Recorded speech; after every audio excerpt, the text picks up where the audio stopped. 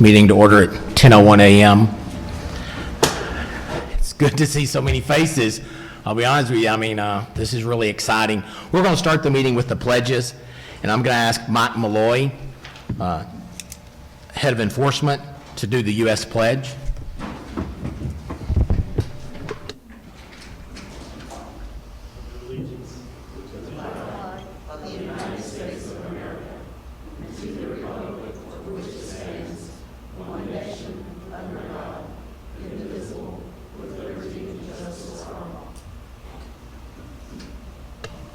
Now I'll ask Amber Hinton to do the Texas Pledge.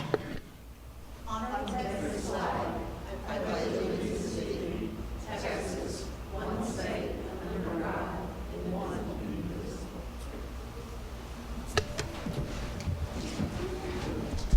Thank you both. Agenda item number 2, discussion and possible action to excuse commissioner absences.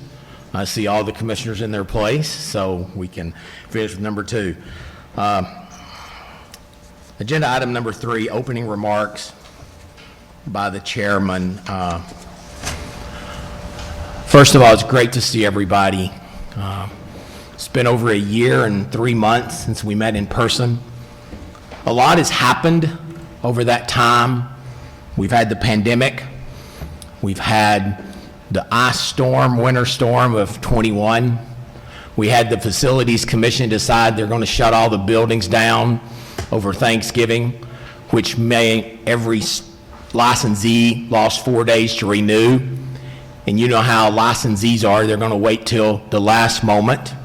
During the pandemic, we waived the renewals for March, April, May, all due in June. So we had almost 25% of all licensees renewing at one time. Throughout this entire process, this staff, this agency did a tremendous job. They really did. And that is not only the leadership and the staff, but it's also the commissioners being there when they're needed, applying transparency to every decision made. But I want to take just a moment. About a month ago, I visited with each department head at the commission to see how they were doing, what progress was made, their thoughts. I did it the first month I was appointed chairman 2 years ago, and then didn't last year because of the pandemic, but I thought it was important that I do that. And y'all, I'm extremely honored to tell you the department heads did everything they could to not only help their department, but other departments. I heard how technology helped licensing helped customer service. Everybody just worked together. And it was just an amazing, it was an entire day on Zoom with the leaders of each department, but they had nothing but nice things to say about the other departments, the staff, and their true teamwork to get through this pandemic. We have 137 full-time employees, plus or minus, but it all equals one team. And I just want to thank the leadership, the department heads, and the staff for doing an incredible job through this pandemic. You can look at the numbers. We've had a 6% increase in licenses, but the time to processes went down. We've had so many more phone calls, emails, the hold time, the abandon rate has went down. And y'all, just as commissioners, we are very fortunate to have the staff we have, and I think all of us should give them a hand because they've done a tremendous job through the pandemic.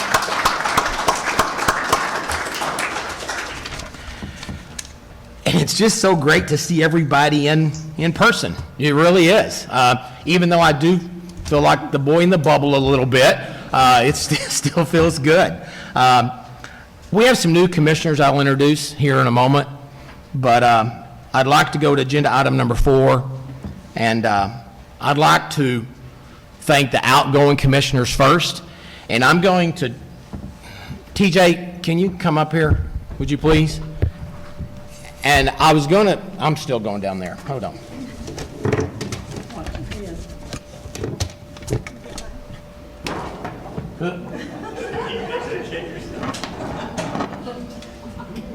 I might not come back up here. Wow. We have 3 commissioners leaving. And we have 3 commissioners leaving, and TJ's here. Rachel Stevens and Bob Leonard are on Zoom. And I'm glad TJ's here because the dedication he provided for this commission. And let me say something. Broker appointments, don't get me wrong, we're busy, but we're flexible. When a public member volunteers for this, they set their business to the side. They don't necessarily get to schedule their appointments and their contacts and their mission to make income like we do. TJ was just a lifesaver. He was appointed in 2012 for an unexpired term, was reappointed in 15, and served as secretary, was just instrumental in enforcement, was instrumental in really finding some things that need to be changed on the inspector's disclosure as far as the consumer notice. He was just a true asset. And I'm going to miss him, especially when we get to agenda item number 12 or 13. I'm really going to miss him, but just incredible. Thank you for your time. Thank you for your candor, your transparency in moving this agency forward. And you're going to get a certificate. You also get a flag that was flown over the Capitol. And I would like for you, if you'd like to say a few words, feel free to. Make sure you're not taking Bob's and the others. Okay, very good. Just making sure you're not taking everybody else's certificate. Okay. Thank you, Scott. I appreciate that. Let me set this down awkwardly. I'll be real brief. Well, I never thought this day would come. Yeah, it's been 9 years. I was appointed by Rick Perry and reappointed by Governor Abbott. So I'd like to thank both of them for the opportunity to serve. It's been very much been my distinct pleasure. And it has been a while, but I've learned a ton. I've enjoyed it. But to be able to serve the people of Texas is first and foremost, will always be the most important part of this job. And I'll tell the new commissioners, you have a great group here. You have an amazing group of commissioners to work with. You have an amazing staff. To any of your licensees, any of the licensees that are watching, I'll tell you the same thing. This is a great agency. I've been in and out of a bunch of state agencies. I've worked with a bunch. It may not always seem like it, but the people here that work here, they care about the licensees. They care about the consumers. To our new public members and our existing public members, I hate to admonish you, but remember those consumers are out there. And to our broker members, the same thing. I walk by the dais. That's an intimidating spot. So I'd encourage you all to remember that as well. Give these folks some grace that come here and appear before this commission. It's not everybody's used to speaking in public. Apparently, even me, I'm not doing a great job right now. But Scott, thank you so much. I appreciate it.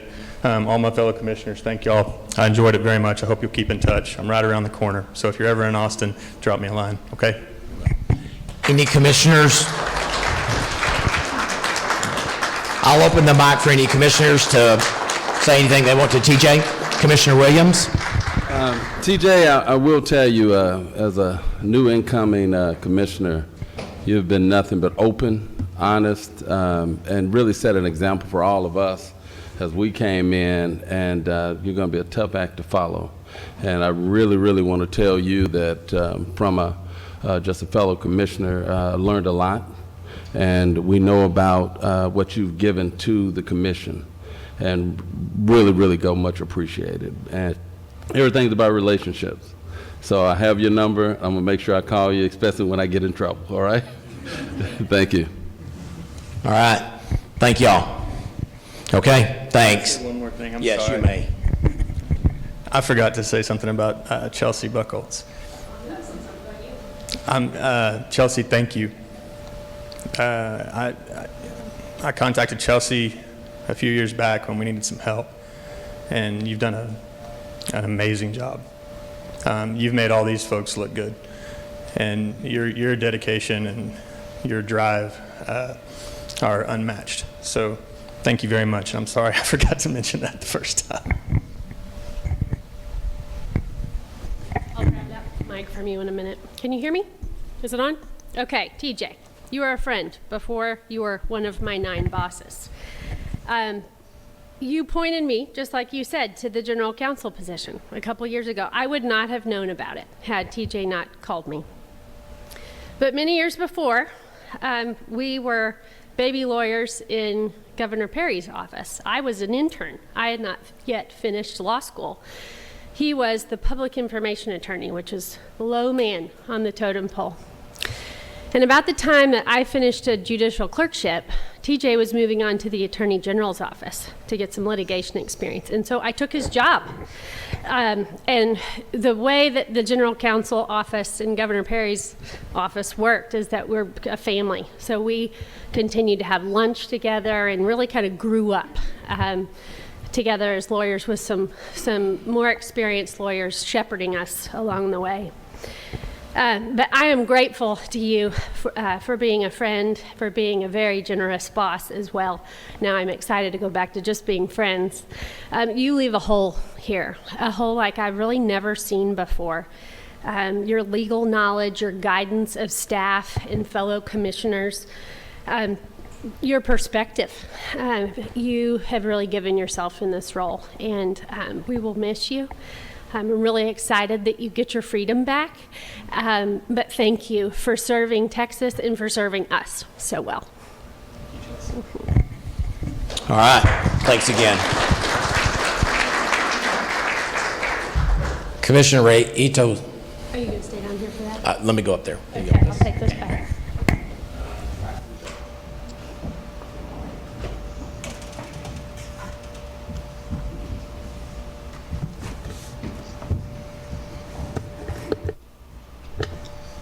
Commissioner Ray Ito Stevens is also retiring from the commission. She brought a level of passion to the commission that we appreciated. She would ask the tough questions. She would do the research. She brought information and observation from a different perspective than a lot of commissioners. And the word passion is sometimes overused, but she definitely had a passion for the commission. She had a passion for the industry, and she had a passion for her role as a broker and then also an attorney. She is not presently on. She's going to watch it later. She had appointments.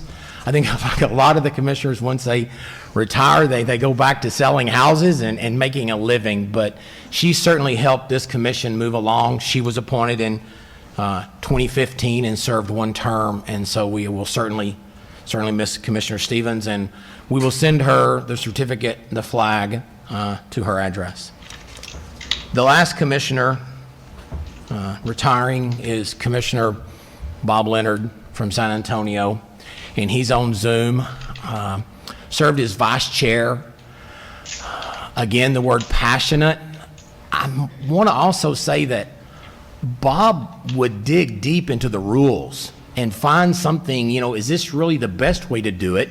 Is this the way it should be done? And what should we do to make it different? Was a huge benefit to me when I came on as far as giving me the guidance and the information. And I could call him at all hours, text him at all hours. He was always there to answer. And we will certainly miss him, not only as a commissioner, but as a practicing broker that brought everyday reality to this commission and made us, kind of like TJ said, made us realize that, we're in charge of 205,000 licensees, but our job is to protect the public. And how can we protect the public and still help 205,000 licensees do, I think, the greatest benefit of all, and that's home ownership? And Commissioner Leonard, I would love for you to unmute yourself. Have we heard that lately? Unmute yourself, and thank you for your time and thank you for your commitment. Thank you, Scott. I'll be very short. I just want to say what an honor it's been to serve on the commission. It's been a true pleasure to serve with everyone I can see up on that dais. And even the ones I can't see over to the side because of the way that the video is working. But thank you all for a really pleasurable term. And I do want to say for for my term, and I know the rest of you, it sounds a little corny, but I really try to do the right thing every day for the people of the great state of Texas. And I really try to do what's right for our stakeholders, our license holders, and the citizens of Texas. So I think we've accomplished a lot. I know that I'm looking up at a great group of people. I'm leaving knowing that things are well in hand. And thank you all, and everyone that's on the staff that I can't see. I can see Christine, Chelsea, Tony, everybody. Thank you all for your support and doing what you do for us in a tireless fashion every day. So, all my best, and I'll be watching you guys. Thank you, Commissioner Leonard. I'll open for other commissioners. We will miss you. We'll miss your candor. Okay. Yes, Chelsea. I'm sorry. I just can't help but say a few words about both Bob and Rayito. Bob, since you're on, I'm going to start with you. I have really appreciated your interest in me using you as a resource. On several occasions, Bob has said, please call me, pick my brain. And on every occasion that I have done that, I have learned something. So Bob, thank you for your encouragement in that regard. And thank you for your interest and your insight and your encouragement. You are devoted to this work, and you're also interested in the people at TREC. One legacy that I believe Bob will leave is that he always asked about hold times, and he encouraged us to lower that hold time. And so, Bob, I'm going to commit to you that we will keep a low hold time, and we will say that that is your legacy, because we knew you would ask, and we wanted that answer to be a good one. So thank you, Bob. And then I did want to say about Rayito, the word passion comes to mind. I have it in my written remarks. It's interesting, Chair, that you use the same word. Rayito's passion for this work is evident. I appreciate the heart that Rayito put in to the decisions at the commission. Her voice is very unique, brought perspective that I needed, and that helped me hear and understand a different perspective. One thing about Rayito is that she roots for the underdog, and I thoroughly appreciate that. So Rayito, thank you for taking this role very seriously and for giving of yourself. We will forever be grateful. Thanks. As sad as it is to see the commissioners resign, and it's exciting that they make room for commissioners coming in. And I'm really excited to introduce the 3 new commissioners. I would start with the public member, Ben Pena, over here. He comes with, he's a CPA, which is good. He also comes from serving on the accounting board, served on their enforcement division of the accounting board. So welcome to the commission, Commissioner Pena. Okay. Y'all can give him a hand, okay? Commissioner Leslie Lerner, right here, from the Houston area, has been chair of the Broker Responsibility Working Group for the last year, and I think we can easily use the word passion when we talk about Commissioner Lerner. She's really engaged as far as how can we make brokers more responsible for the licensees they supervise. And she's going to take that same passion she's had a Broker Responsibility Working Group, and she's going to bring it to the commission. So welcome, Commissioner Lerner. Okay. And the other broker appointment is Mark Woodruff from Houston. I have known Mark for a number of years. We've actually discussed broker issues. He runs a very large office, and sometimes we'd visit about, how do you do that and still keep your hair? So he brings a lot of experience and a lot of knowledge as far as what's going on in the industry, and I think that is key to know what's going on in the industry to help, run the agency and protect the public. Someone mentioned earlier, welcome to a new adventure or exciting adventure, and I said it's both of those. It's new and it's an adventure. So commissioners, welcome. The other commissioners are here to help you any way possible. You can reach out to the staff, and I'm just excited to move forward with this new commission, and thank all y'all for serving. Okay, all right. We will now go to agenda item number 5, and that is officer election. Mr. Chair, Yes. just watching Bob Leonard, and all of you all, thank you for all you've done, but in watching you depart, it leaves your position as vice chair on the exec committee open, and we've had some discussions on public members coming on board, and it seems reasonable to me, since we've had Commissioner Jan Fight Miller as secretary, that we would want to hopefully nominate her. I would like to move up to the position of vice chair. And so I would like to nominate Jan Fight Miller for the vice chair position. And while I'm at it, we all know that Jason Hargrave, Commissioner Hargrave, has shown an interest in the exec committee, which we really appreciate because we know the hard work that takes. And I want to, after I nominate, if I can get a second for Commissioner Jan Fight Miller, I would like to nominate Jason Hargraves as secretary for the exec committee as well. I think we'll do that in 2 motions. Right.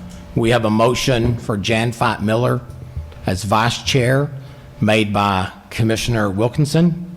I have a second by Commissioner Russell. Any discussion? All in favor? Aye. Aye. Any opposed? Any abstaining? Motion carries. Now I would like to nominate Commissioner Jason Hargraves as our secretary for the exec committee.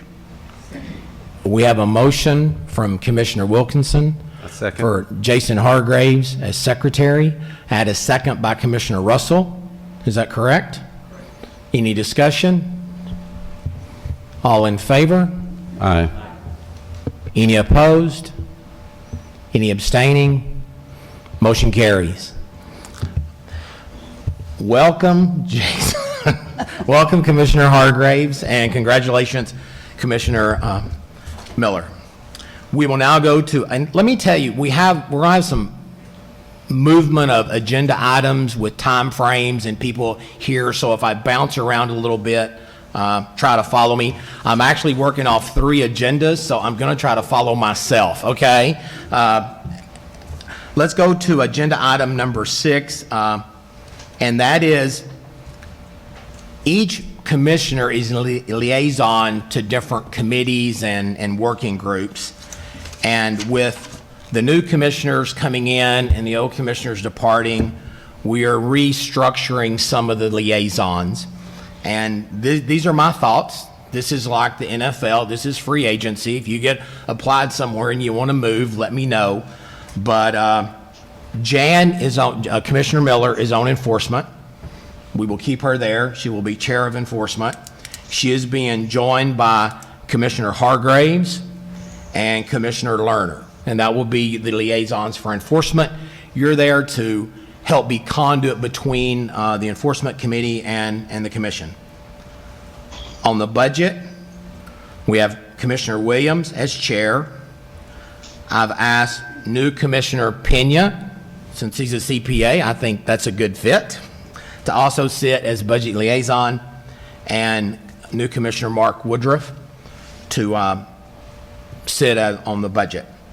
Broker Responsibility Working Group, it's been Commissioner Russell, Commissioner Miller, and I would like Commissioner Lerner to also be at that liaison, since she spent a little over a year as their chairman. I think she will be a good conduit for that. ESAC will remain Commissioner Wilkinson and Commissioner Russell, and the inspector will be myself. We lost Commissioner Turner, and if someone else would like to sit on the inspectors committee as liaison, please let me know, and we will get that that taken care of. Any discussion on that? Okay.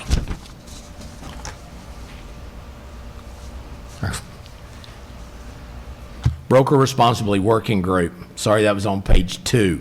Okay. I've got Commissioner Russell, Commissioner Lerner, and Commissioner Miller. Broker Responsibility Working Group. Agenda item number 7. I'm getting a cue. There's one more piece to agenda item 6. It's the selection of a new member to the Broker Responsibility Working Group.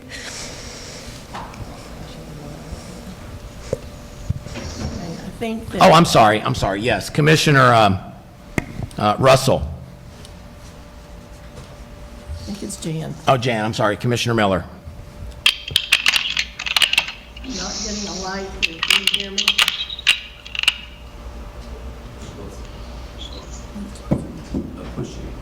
I did. Can you hear me now? The broker.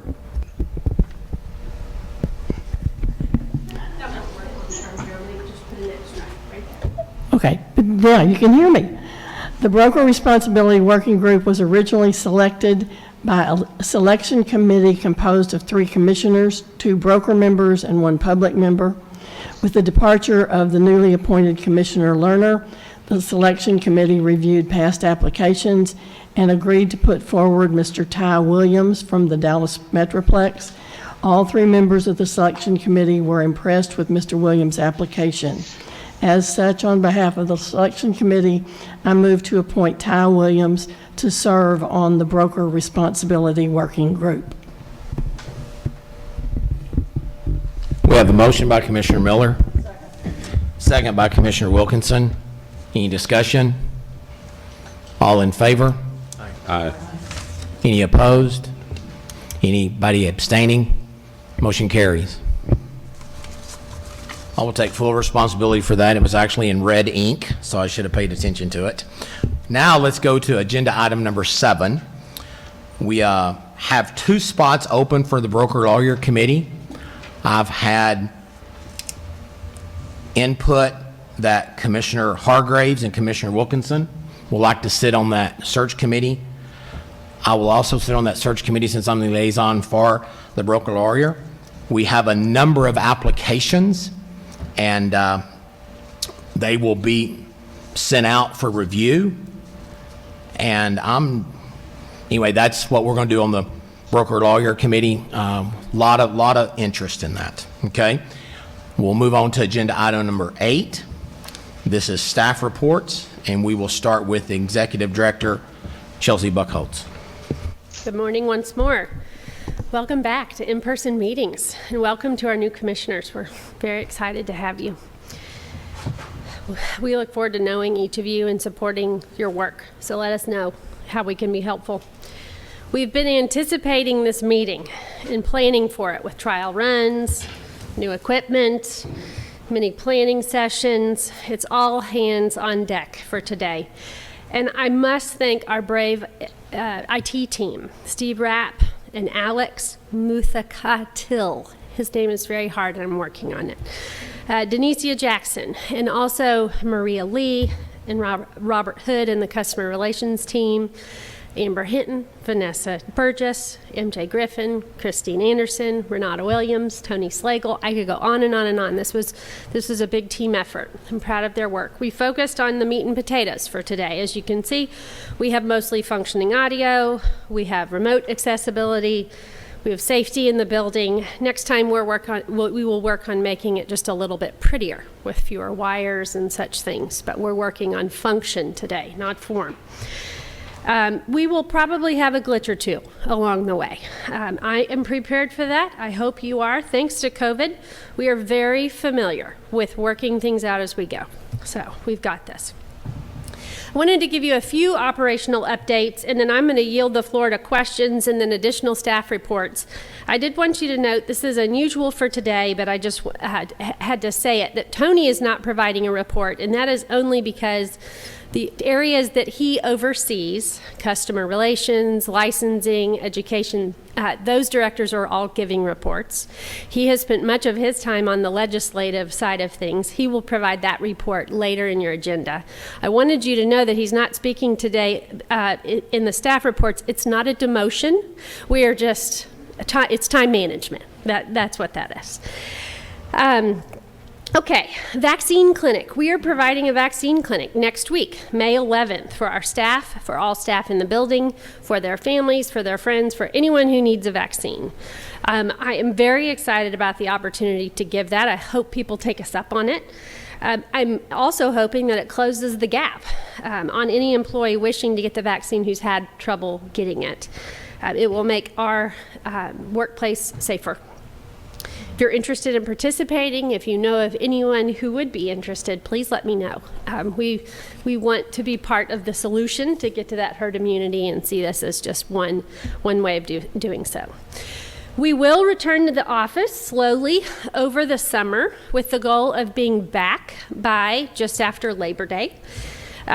We are rolling out a new remote work policy for our staff that creates greater flexibility for remote options, and also we're rolling out a new employee manual this month. The employee manual is just an updated draft, but the remote work policy is new, and it requires a plan between each employee and their director on the frequency and the terms of that remote work. The policy and the plans will be implemented over the summer, with it being fully implemented by Labor Day. We treat remote work as a privilege.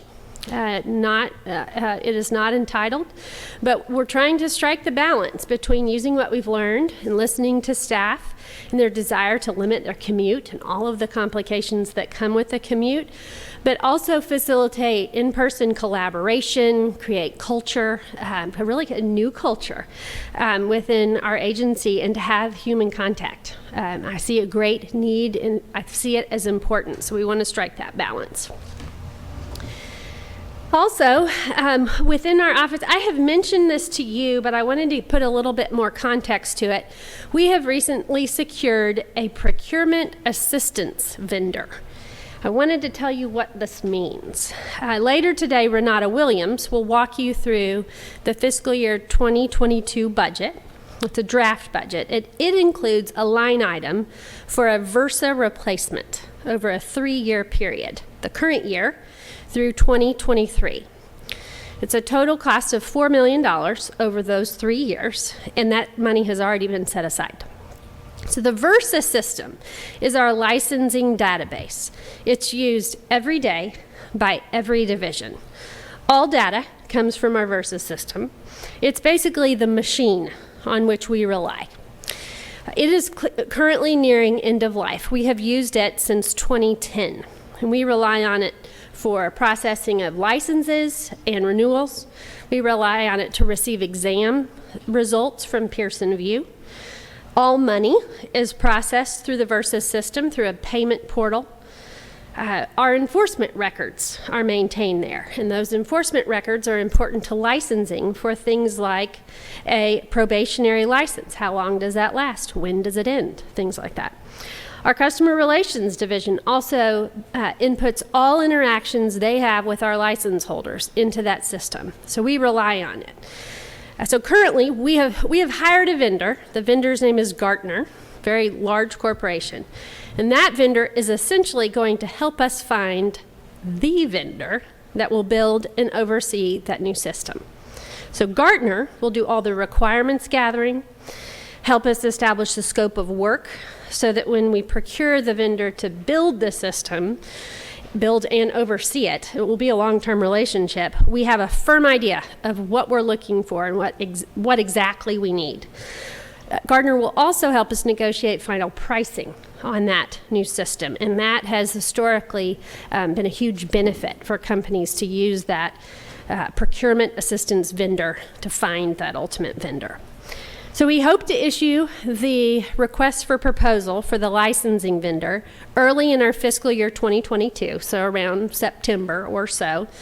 And then we will finalize this project by the end of fiscal year 2023. So it is a long-term project. It will be monumental for our work It will let us be more efficient. It will let license holders be more self-sufficient, or it will give more self-service opportunities on our website. And it will help us avoid all of the manual data entry that we're doing today. So I'm excited about that and wanted you to just know exactly what that was. When we talk about the Versa replacement system, that's what we're doing.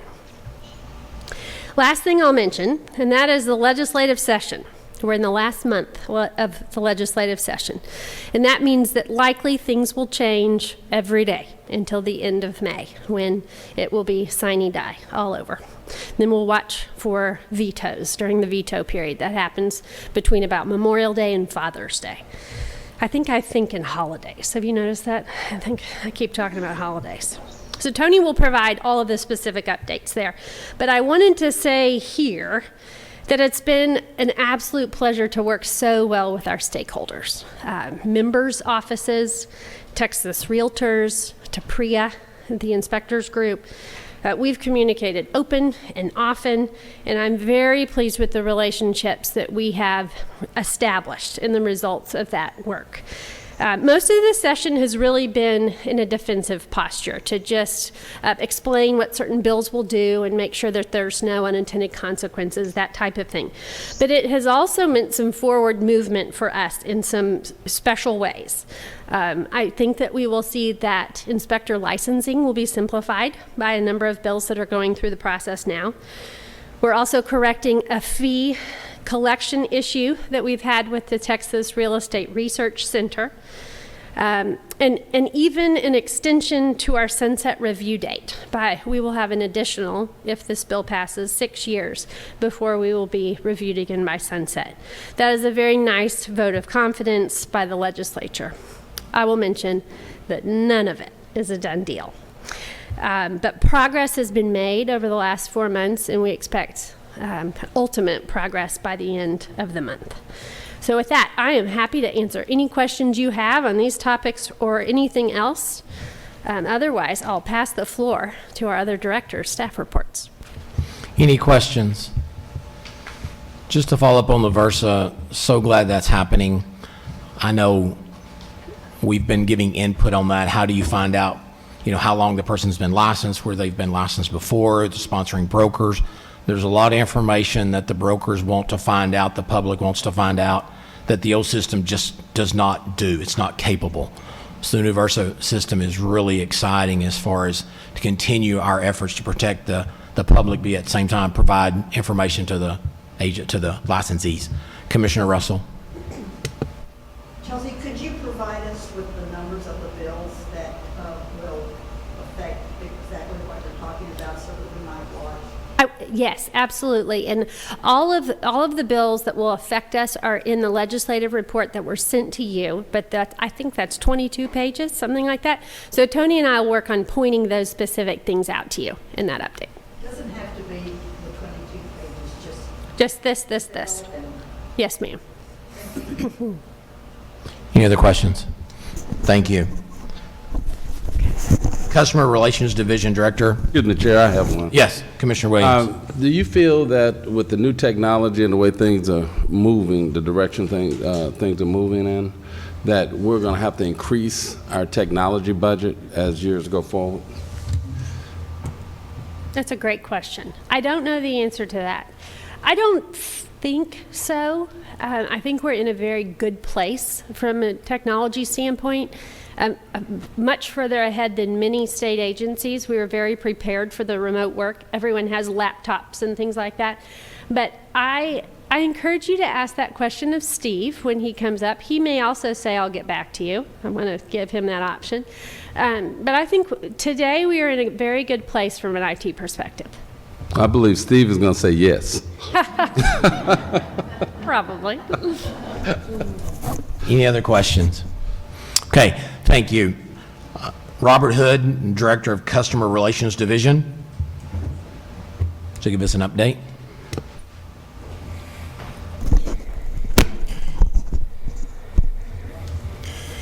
Good morning, Commissioners. Robert Hood, Director of Customer Relations Division. It is with great pleasure that I am finally able to stand before you again and report to you the status of my division. In your materials, you will find the Customer Relations Division monthly report on pages 13, 14, and 15. I would like to point out a few items in this report and answer any questions you may have. In March 2021, the contact center was presented with more calls than we have seen in over a year. March is typically a busy year for the agency, and with the increase in calls, the contact center was still able to sustain a hold time of 1 minute and 44 seconds. Our abandoned call rate for March was less than 5%, and less than 3% of our customers utilized the courtesy call back feature, meaning the majority of our customers were able to reach us right away. The hold time in March was a drastic improvement to the hold time reported in February. The higher 3-minute hold time in February can be attributed to the winter storm that caused our office to be closed for 5 consecutive days. The week following the storm, we played some catch up, but were able to recover from a backlog of calls and emails within 3 business days. Tony Slagle, our Deputy Commissioner, will be able to, he'll send you a report, customer service report on our numbers from April. But just to give you a little sneak peek, in April, we handled about 20,000 calls in less than a 2-minute hold time. Our average hold time for the past 12 months is 1 minute and 11 seconds. Are there any questions on this page 13 before I move on? Any questions? If the mic works, I just want to say thank you and congratulations. Thank you, appreciate it. On page 14 of my report indicates the volume of emails processed by the contact center. Despite the increase in emails in March, 99% were handled within 1 business day. Another drastic improvement from February's 73% that was caused by the office closures due to the winter storm. Also on page 14, you will find the quarterly comparison of calls the contact center handled for TREC and TALCB. 93% of the calls were TREC-related calls. Are there any questions on this page before we move on? See none. Finally, page 15 of my report, this indicates the results from our customer satisfaction survey. Results show that the majority of customers that complete the survey are real estate agents that contact us via telephone. 100% of customers that completed the survey have rated their experience with representatives as above average or better. Part of the sustainable success in the contact center is utilizing technology such as our license holder search, education renewal information page, and application status checker to make the customer self-sufficient and only need to contact us for specific information about their license. We have taken one more step in this direction by launching our Contact Us page on our website. Customers are now able to quickly locate our phone number, our address, our customer satisfaction survey. One major tool is the ability to email us directly from the website by completing an online form. Once the form is completed and submitted, it provides my representatives all the necessary information such as their name, license number, and it categorizes their inquiry by subject. This increases our response time and able to track the frequent questions asked by customers. Lastly, a new footer has been added to our website. The new footer includes quick access to file a complaint, our customer satisfaction surveys, TREC rules and laws, our forms, and frequently asked questions. I'm excited about these new tools that launched on Monday, April 26th, and the potential impact it will have on the productivity to the Customer Relations Division. This will conclude my report, and I'm happy to answer any questions you may have. Any questions? Yes, I have one, maybe leading to 2. I'm looking at your, how does the customers contact us? Is via telephone mostly, right? Correct, yes, sir. And you have high satisfaction there. Yes. but do you feel that the trend is changing where it's going to go more to emails? Because I'm a little concerned with your satisfactory rating being down in that sector. Yes, the email satisfaction rating has been very low. Mainly, I can say because of the number of customers that have responded to the survey for email. I think the rate was maybe 26 or 27, or less than 30 respondents for the email satisfaction rating.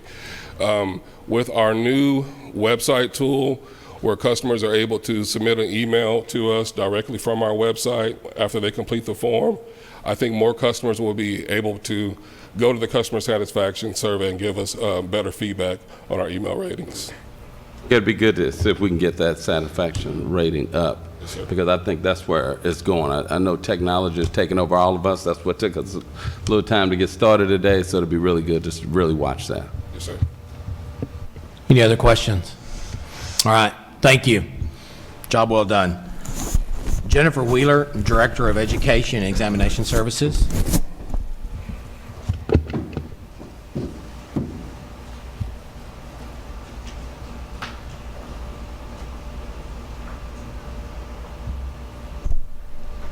Good morning, everyone. I concur with Robert. It is really great to be here and see all of your faces again, and even get a few hugs in. And it's hard to believe how long we've been away. The first report, my reports are brief, but the first report before you is the fiscal year-to-date education report reflecting qualifying provider and course applications received and approved. And the second report is the fiscal year-to-date education report reflecting continuing education provider and course applications, both received and approved. We've seen a fluctuation in volume since COVID. Early on, we saw a slight decrease in classroom applications as in-person courses were pretty much dissolved. However, as providers became more familiar with utilizing technology tools to provide live and in-person courses through technology, that volume began to increase, and so we're seeing a level out in that regard. To date, we have approved over 300 CE elective courses that satisfy the contract course requirement that became effective on February 1st. The list of approved courses on the TREC website has been updated to include a search filter that allows license holders to search specifically for courses that have been approved to satisfy the contract's requirement. That concludes my education report, but I'm happy to answer any questions. Any questions on the education? Okay. All right, thank you. Director of Licensing, Denise Sample.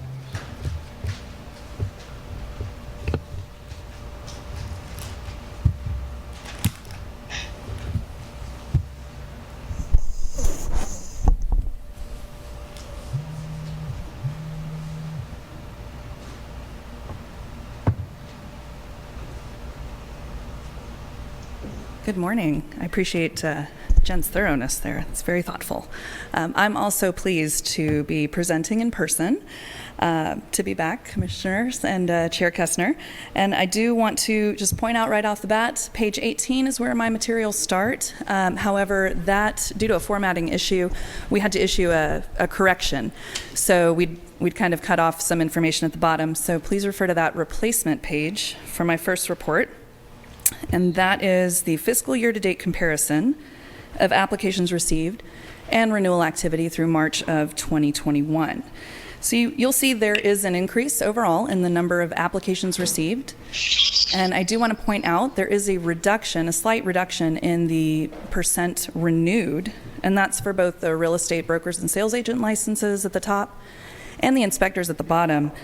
While, this does appear to be a dip, it is still an increase in the total number of renewals that have been issued, just because there's a larger number of license holders who are eligible for renewal. So just wanted to point that out. The next report is a 13-month comparison of the license holder and registrant totals, page 19 of your materials. And that is through March of 2021. And we've had an increase in the total number of license holders across nearly every license type. So the grand total at the bottom there is, let me pull that up, 212,000 total license holders for TREC.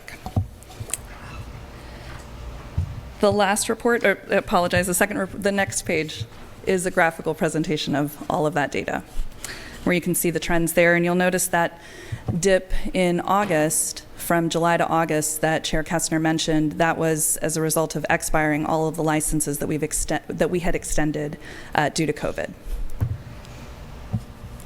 The last report is the average number of days to process an application. That's calendar days there, and it's broken down by application type. This is through March of 2021. And so we are continuing to stay within the 14 calendar day threshold that's been set. And that concludes my report. I'm happy to answer any questions you might have. Any questions? Hearing none, I just want to commend both yourself and Jennifer Wheeler for keeping the numbers. If you really dig deep, I mean, approving 300 classes and specifying which ones will count for contracts. I know we've had some emails as far as taking a contract class. It was not approved. Having that searchable on the website is incredible. A 6% increase in licensees from the same time last year, but the processing time has actually fell 2 days. Just again, kudos. Those are the numbers that our licensees are concerned with. And so thank you for both of your hard work on that. Thank you. Director of Enforcement, Michael Malloy.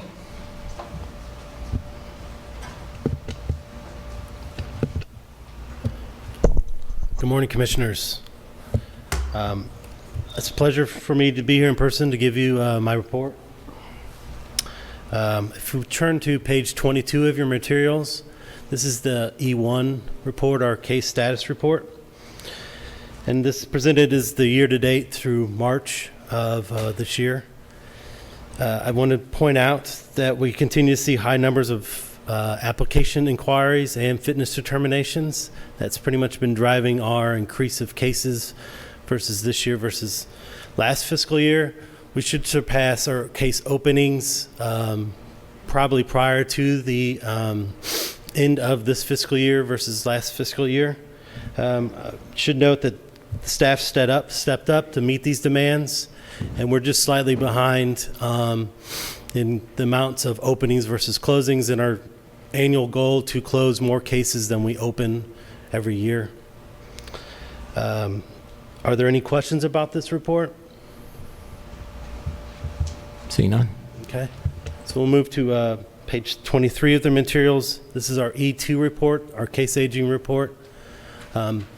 98% of our complaints are less than 12 years old, less than 1 year old, with a large majority of them within the 6 months threshold. The remainder of the cases, I will note that there are typically either in the process of being set for a hearing at the State Office of Administrative Hearings, or in more detailed negotiations to settle the matter. There may be more cases that deal with formal punishment actions. The oldest case on there, the last one, the 24 to 30 months, that case was actually settled. It was set for a SOA hearing, and then the individual failed to show up for the SOA hearing, so it was closed by final order 2 weeks ago. So that case is no longer open anymore. Are there any other questions on this report? Yes, ma'am. Do I punch the button? Okay, can you hear it? No. There. Are you seeing more advertising complaints? In general, no. I mean, we haven't, overall increase of complaints against brokers and sales has been static from this year to last year. The subjects of them really hasn't changed in general. They haven't reached TREC yet. We always welcome consumers and license holders to file complaints. So, what I'm hearing are the complaints from one agent against another agent because they know the other one's breaking the rules. And we had new rules come down from the National Association. So I'm seeing a tremendous increase in those, and they cost money. It's amazing. Historically, I mean, the commission we receive it on the back end, so there's some time usually when it comes to subject types of complaints, we'll see them later on because of the time it takes to fill out the complaint form and everything, so. Makes sense. Thank you. Any other questions? Okay. We'll move to the final 2 pages of my report. It's the E3 complaint subject categories. It reflects 13 months worth of data. We really haven't seen any trend changes in the types of complaints we received. And that concludes my report to the commission. If anyone has any questions. Any questions for Director Malloy? Okay, thank you and it's good to see you. First time live since you've been in the position, so That's true. welcome officially and in person. Thank you. Yep, 1 year this month, so. Director of IT, Steve Rapp. This guy's been busy the last 15 months.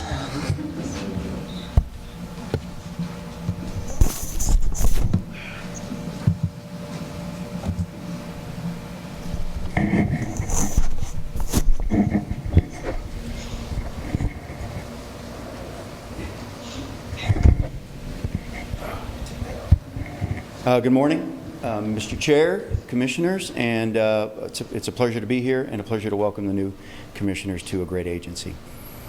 As you recall, the statistics you see above you or in front of you are website utilization and the percentage of applications, renewals, and transactions that occur online for a particular month. And my report here is for the month of March. This also includes a comparison to the previous fiscal year as well. Web traffic shows an increase of almost 20% over that of a year ago, which should be a surprise to no one when you look at the year that we just had. More and more folks have gone to our website and to our social media sites for information than ever before. Online activity for initial applications, renewals, and sponsorship transactions, from a percentage standpoint, have been consistent with that of previous years, and what percentage of our folks go online to renew. And then the last thing that I would like to report on is that, and Chelsea stole my thunder just a little bit, but I forgive her because she's awesome, that we have procured a vendor to help us through the replacement of our licensing system. And we're excited about that and terrified at the same time. I mean, it's going to be a lot of work, but we've got a good partner with Gartner to do that and an outstanding staff to work through that as well. Lastly, I just wanted to thank my IT team for an amazing year. This team has met challenge after challenge, not just COVID, but as we mentioned, 5-day outages over Thanksgiving. We're a little bit, since most of our equipment is on site, a little bit at the mercy of this building and the outages that are there. We're working to fix that as well. Page 2 I missed was a graphical representation of our statistics. Thank you, Amber. Any questions for Mr. Rapp? Yes, I asked earlier about increasing the budget as we go forward. Do you feel we would have to increase our technology budget? You know, it's too soon to tell. We don't know what's coming at us. And so, you know, if it was just you and I in a room alone, of course I'd say yes. But no, I think we hope to gain some efficiencies with the new system. You know, systems get older, they're more expensive to maintain. And so we hope to gain some efficiencies there. And, you know, we were just thrust into a year of advanced change in technology. And what we saw were a lot of those technologies get cheaper real quick. And so we don't know what's coming at us next. But we're really set up to kind of continue the model that we're in. And of course, the funds that we're using for the replacement of the licensing system have been set aside. And so that won't be recurring. Would that be hardware where it's permanently ours, or will it have to be renewed every year? It'll be a little bit of both. We'll own the location. Okay. It'll be cloud-based location of where that is, and so it's somebody else's hardware that we pay for. But we'll pay a maintenance fee for that and a licensing fee for that ongoing. So it's a mixture of both. I will tell you, and with all the commissioners, they have done a great job getting ahead of those costs. We just want to make sure we don't get hit with any surprises. Absolutely. Okay. Any other questions? All right, thank you. Thank you. Speaking of budget, I'd like to welcome Chief Financial Officer Renata Williams. And just to follow up what Commissioner Williams said, the money for this Versa has been set back, and this has been planned. So committee has done a wonderful job for this. Good morning. Good morning. Good morning. I'm Renata Williams, Director of Finance, and I believe that I echo my colleagues when I say it's such a pleasure to see all of you in person today. So the first report that I'll go over is the Financial Services Budget Status Report as of March 31st, and it's on page 28 of your materials. The month of March represents 7 months into our fiscal year, and budget execution should be around 58.3%. You will notice that our total expenditures through March were $7.4 million, which equates to about 46.8% of our budgeted expenditures, and this leaves a remaining 53.2% or 8.4 to be expended.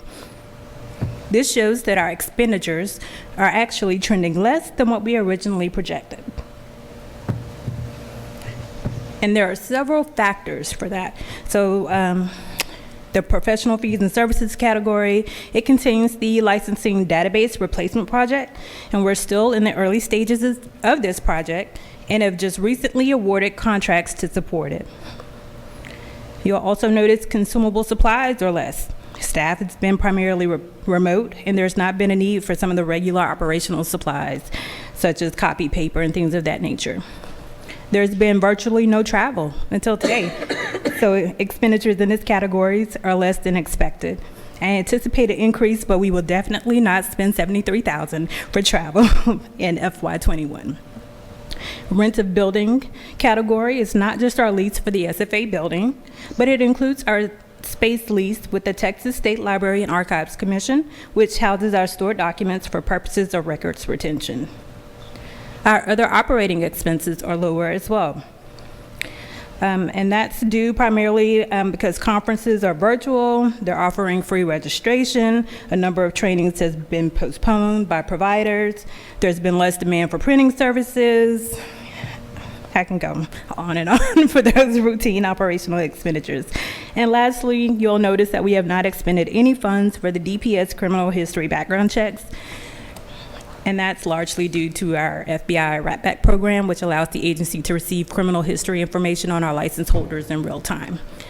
Next, I'd like to highlight on that same page of your meeting materials, our revenue. So the revenue collection through March was $8.74 million. That equates to 77.5% of our projected revenue collection.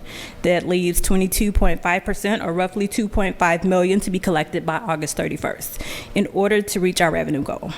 If the revenue trend continues, where we average $1.2 million a month, we will surpass our revenue goal by June 30th. Are there any questions before I continue? Any questions? All right. Turning to the next page, the next three reports are our investment reports, starting with the TREC operating account on page 29. This report summarizes our purchased Treasury securities, the beginning and ending market value, any interest accrued, and maturity date.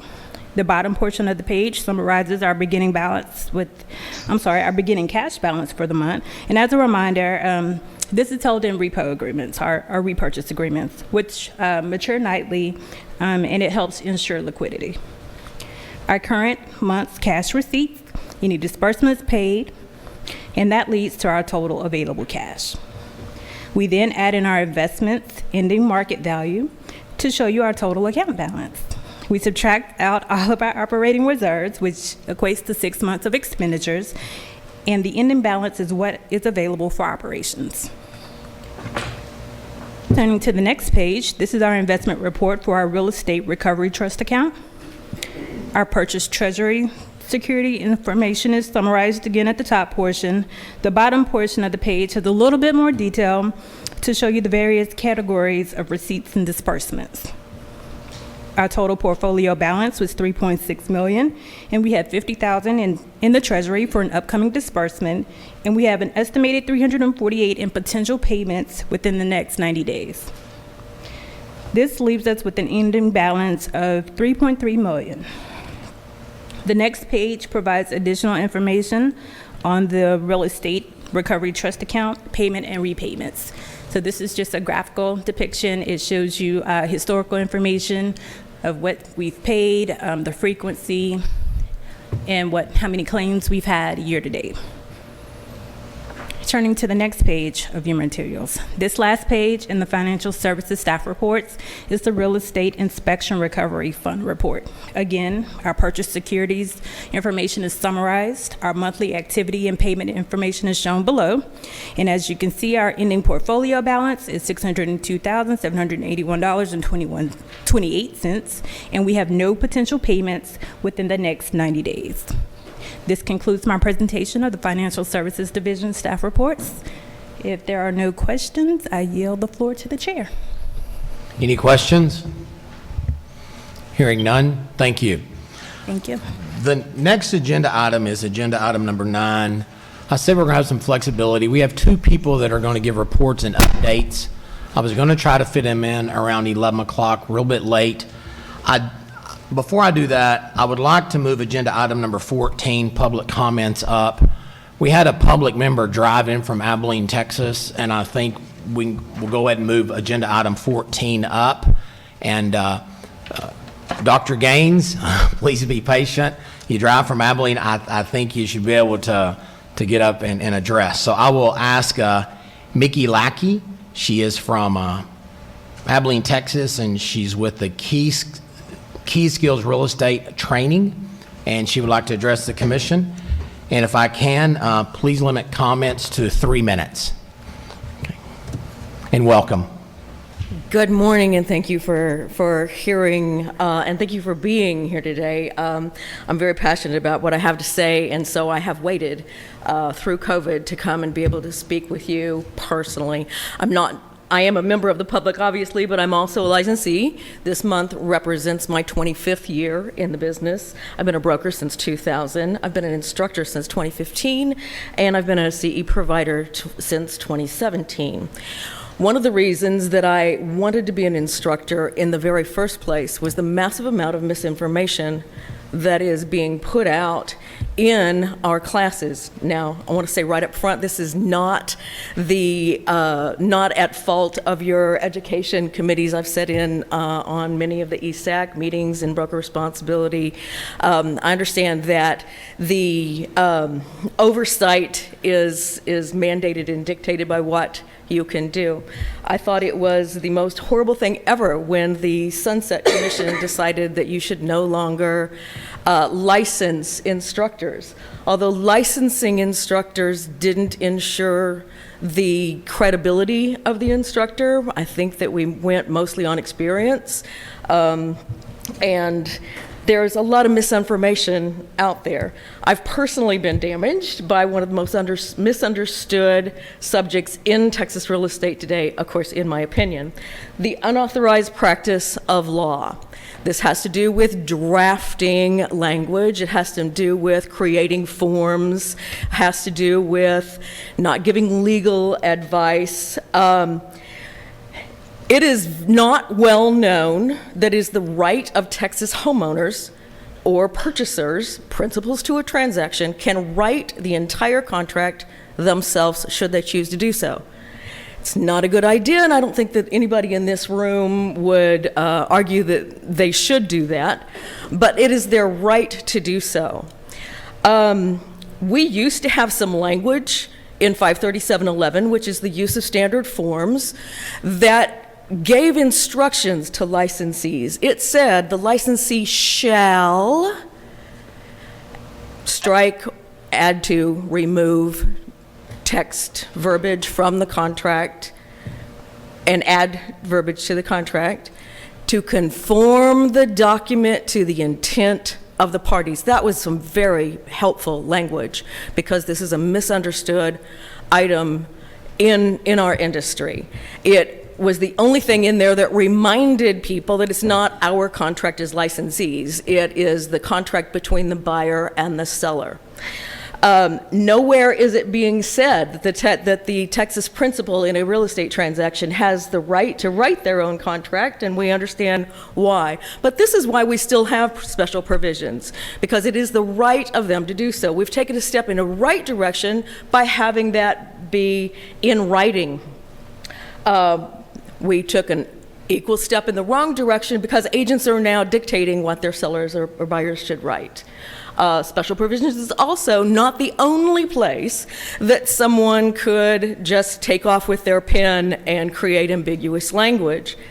Ambiguous language is the whole basis of why the unauthorized practice of law is a bad thing, because back in the Ice Ages, in 1996, when I got my license, we were taught that the courts might do a stricter interpretation of ambiguous language against the author of that language. And for that reason, everybody who heard that information went, I'm not telling you what to say.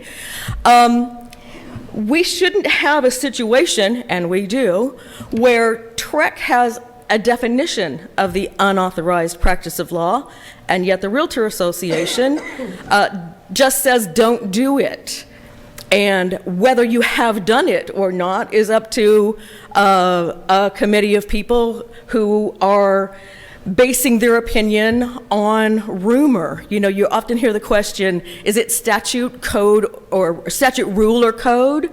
I think that the better question is it statute, code, rule, or rumor?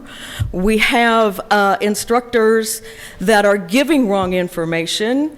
We have people in areas of authority within the organization that are putting out wrong information. A lot of this comes from instructors in over-compliance, what I call it. It's done in best practices. Now, I'm going to be compliant with this rule, and I'm going to be so compliant with this rule that I'm going to go over and above. The problem with that, and an example is, let's put the picture of the Consumer Protection Notice in all of our emails, which everyone here knows is absolutely not a requirement whatsoever. However, when you have people in authority positions telling folks to do that, it becomes commonplace. It becomes common law. Common law is the basis of what happens, or what happens is the basis of common law. When this becomes so well known that everyone knows that you're supposed to do that, and someone doesn't do that, we're going to get complaints about the person who doesn't do it, this unnecessary thing, and people aren't even going to look up your rules to find out that you don't have to do that. And it's a constant battle out there. Okay. When I, as a licensee, look to the TREC rules for instructions about how to do something, and it says I shall add or subtract to conform the document, we shouldn't have a disconnect in the understanding between the Texas Realtor Association that I can choose between complying with the rules and keeping my license and not having a complaint against me, or if I deny the right of a Texas homeowner by saying you can't do that, they can sue me. Okay. I'm sorry. No, I'll let you go over. I appreciate your input. I think in something we will look back on, years ago, there was an issue with agents coaching principals to put stuff in special provisions, and I think there was a purpose and a mission to avoid that. I would certainly, entertain more information on this, and perhaps to the Broker Lawyer Committee, perhaps to the Broker Responsibility Working Group. It does not surprise that there's miscommunications between some of the regulations and rules and statute and the educators. And we can certainly address that, when it happens. But thank you for bringing your concern. I think we have to be real careful as a practitioner to encourage our principals to put stuff in paragraph 11. but thank you for your concern. And any other commissioners' comments? May I have 1 minute to summarize? Yes, quickly, 1 minute. Yes. Since you hold the only definition for license holders of the unauthorized practice of law, please make that extremely clear and not ambiguous, because other entities don't have definitions and are still making judgments on licensees. Thank you very much. Okay. And I will give you my email. I would certainly appreciate the other associations or agencies or perspectives that are encouraging it, because we would certainly like to communicate. There are entire brokerages out in our marketplace who forbid their agents from putting ink in special provisions and thereby instructing them to deny the rights of Texas homeowners. Thank you. Can't have it both ways. I agree. All right, any questions? Okay, thank you. We are going to go to agenda item, I believe it's 23, the Research Center. Dr. Gaines, I see you on the screen. Can you hear us? Good morning. Good morning. I will not limit you to 3 minutes. I appreciate that. But I think Gary Mailer is on with us as well. Oh, okay. Mr. Mailer, how are you? I'm great, thank you. Good to see you, Chairman Kestner, and so many of our friends. Yeah, Chelsea asked me to say a few things, so I'll keep my remarks really brief. I'd just like to thank all of you, Chelsea and Tony in particular, for the relationship that we have.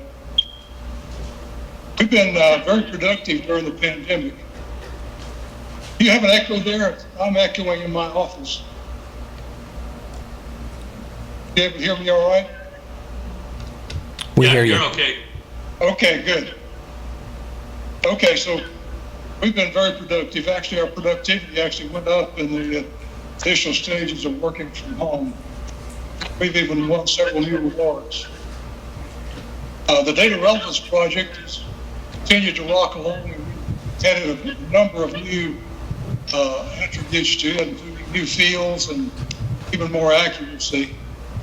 We've acquired some new data that allows us to do even more extensive research. E-transaction data, a statewide tax roll data, allows us to actually look at the total housing market, not just the 5 or 6% of properties that are for sale at any given time in the MLS. Also, note is that later this month, May 18th, we'll celebrate our 50th anniversary. We've been around for a while. Also, we have included some new reports in the current time. Texas border economy, weekly COVID economic update, the Texas employment report, the Texas Housing Insight, quarterly commercial report, quarterly apartment report, and paired sales data that we now can actually look at actual home price appreciation, not just the mix of homes that are for sale at any given time in the marketplace. We've also enhanced our affordability, our housing affordability model that we've developed to work with cities. And we've got some new research coming online now, including a deep dive in the cost inputs into housing. And we're taking a very, very expansive look at this. And then finally, we're acquiring some new data that will allow us to track the movement of people by demographic cohorts across the nation, especially Texas. So it's going to shed a lot of light on some of the rumors and some of the suppositions we've made about where people are going or not going in the state of Texas. And I'll turn it back to Jim now. I've taken my time. Thank you for having me involved in the meeting today. Thank you, Dr. Gaines. All right. I'm not sure how we're going to do the screen share. As you well know, I have to have pictures. I'm like the elementary school kid. I got to have pictures to go with my book. How do I do it, Christine?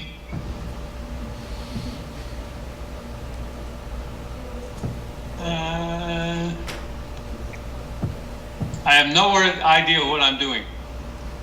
Mr. Commissioner, bear with me, I'm over 65, which means I don't have any idea how any of this stuff works.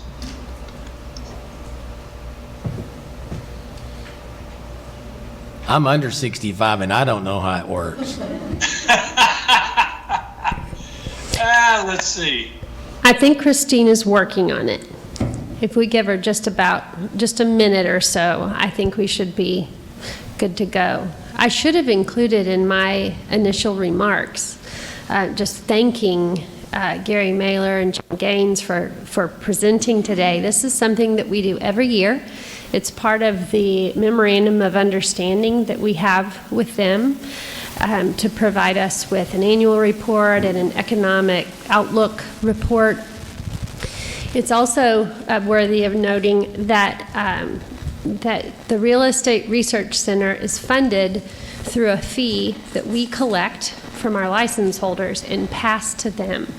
And so that is the financial basis for our relationship. But this agency has had a long relationship with the Real Estate Research Center, and I believe they are very well regarded with license holder for just providing information that is helpful to the work of our license holders. So I did want to just provide that little bit of context to the presentation they are providing. Amber and Christine are working feverishly to figure it out. If it can't be shared, then it might be possible that Dr. Gaines could email it. And, okay, good deal. So if we just stand by for 2 minutes, should we take a break or no? Yeah, that's no problem. I can, of course, we'll make this available to you. And I'll just try to do it verbally. You'll just have to miss, I guess, some of the, go ahead, Christine. Gary, if you want, did you see my instructions? Excuse me? On your screen, there's a red button that says leave. A red button? Right next to it, there's a button that says that there's an up button. Arrow. Why don't we take a 5-minute break? Okay, it is now 11:23. Let's be back in our seats at 11:30. 6 minutes. So many echoes.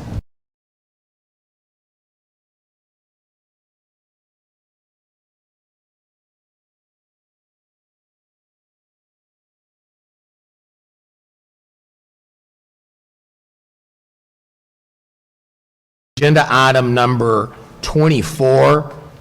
The representative from McConnell Jones is going to talk to us about the internal audit.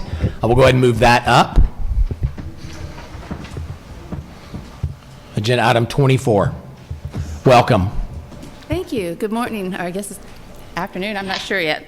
My name is Liz Myers. I am the Director of IT Consulting and Risk Management for McConnell Jones, who is the internal auditor for TREC.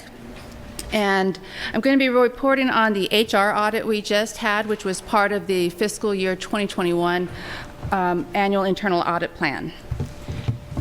For this review, basically we were following up on the fiscal year 2018 audit review to see if the recommendations that had been made at that time have actually been implemented and how successful they had been. And this was regarding hiring, merit pay, salary increases, promotions, longevity pay, and then also to make sure that they were achieving the agency's objectives with these, with regards to reducing employee turnover, enhancing recruiting efforts and outcomes, and improving employee retention, morale, and expanding the leadership development. So we were looking at fiscal year 2020, and the audit was specifically focused on compensation administration policies and procedures to address employee retention and morale, then the current compensation structure's impact on employee retention and attracting new employees, the talent acquisition process, for facilitating and hiring and identifying highly competitive positions. We also looked at the transparency process for merit increases, and then also for the leadership training to provide management staff with the tools and methodology needed to direct and motivate their staff. And then we also did some compensation analytics. So this is page 133 in your binder. I apologize for not mentioning that sooner. So the conclusion of this audit is basically the management control structure in place does help with minimizing, it's effective, I should say, in minimizing the employee turnover, enhancing recruiting effectiveness, increasing the employee retention and morale, and expanding leadership development. So they're all effective, and the controls are appropriate for the risks that they face. So overall, our conclusion was controls are effective. Now, when it comes to findings, we did not have any findings. And a finding would be based on that there was a control issue, that they were lacking certain controls and there was risk. We did not find any of that. However, we did have some opportunities for improvement. Now, how that's different is that the controls are effective. These are suggestions that would help you go into a best practice situation. Whether they choose to do it or not is purely up to them. It's not required. It's just some thoughts to help them get even better than they are now. Okay? So, again, we had no findings, but we had 4 opportunities for improvement. And the first one was regarding to continue to address changes to the pay policies and procedures with the staff. Consider having opportunities, small meetings with staff to allow them to vent their concerns, frustrations with regards to the pay. They need to feel that they're heard. And one way to accomplish that is just some small team meetings to discuss the concerns with possibly the executive director, the HR director, and their immediate department directors. The next one would be consider providing or requiring participation of soft skills training, probably 8 hours minimum per year for management, all levels of leadership, basically, supervisor all the way up, that they would have each year. Now, examples might be,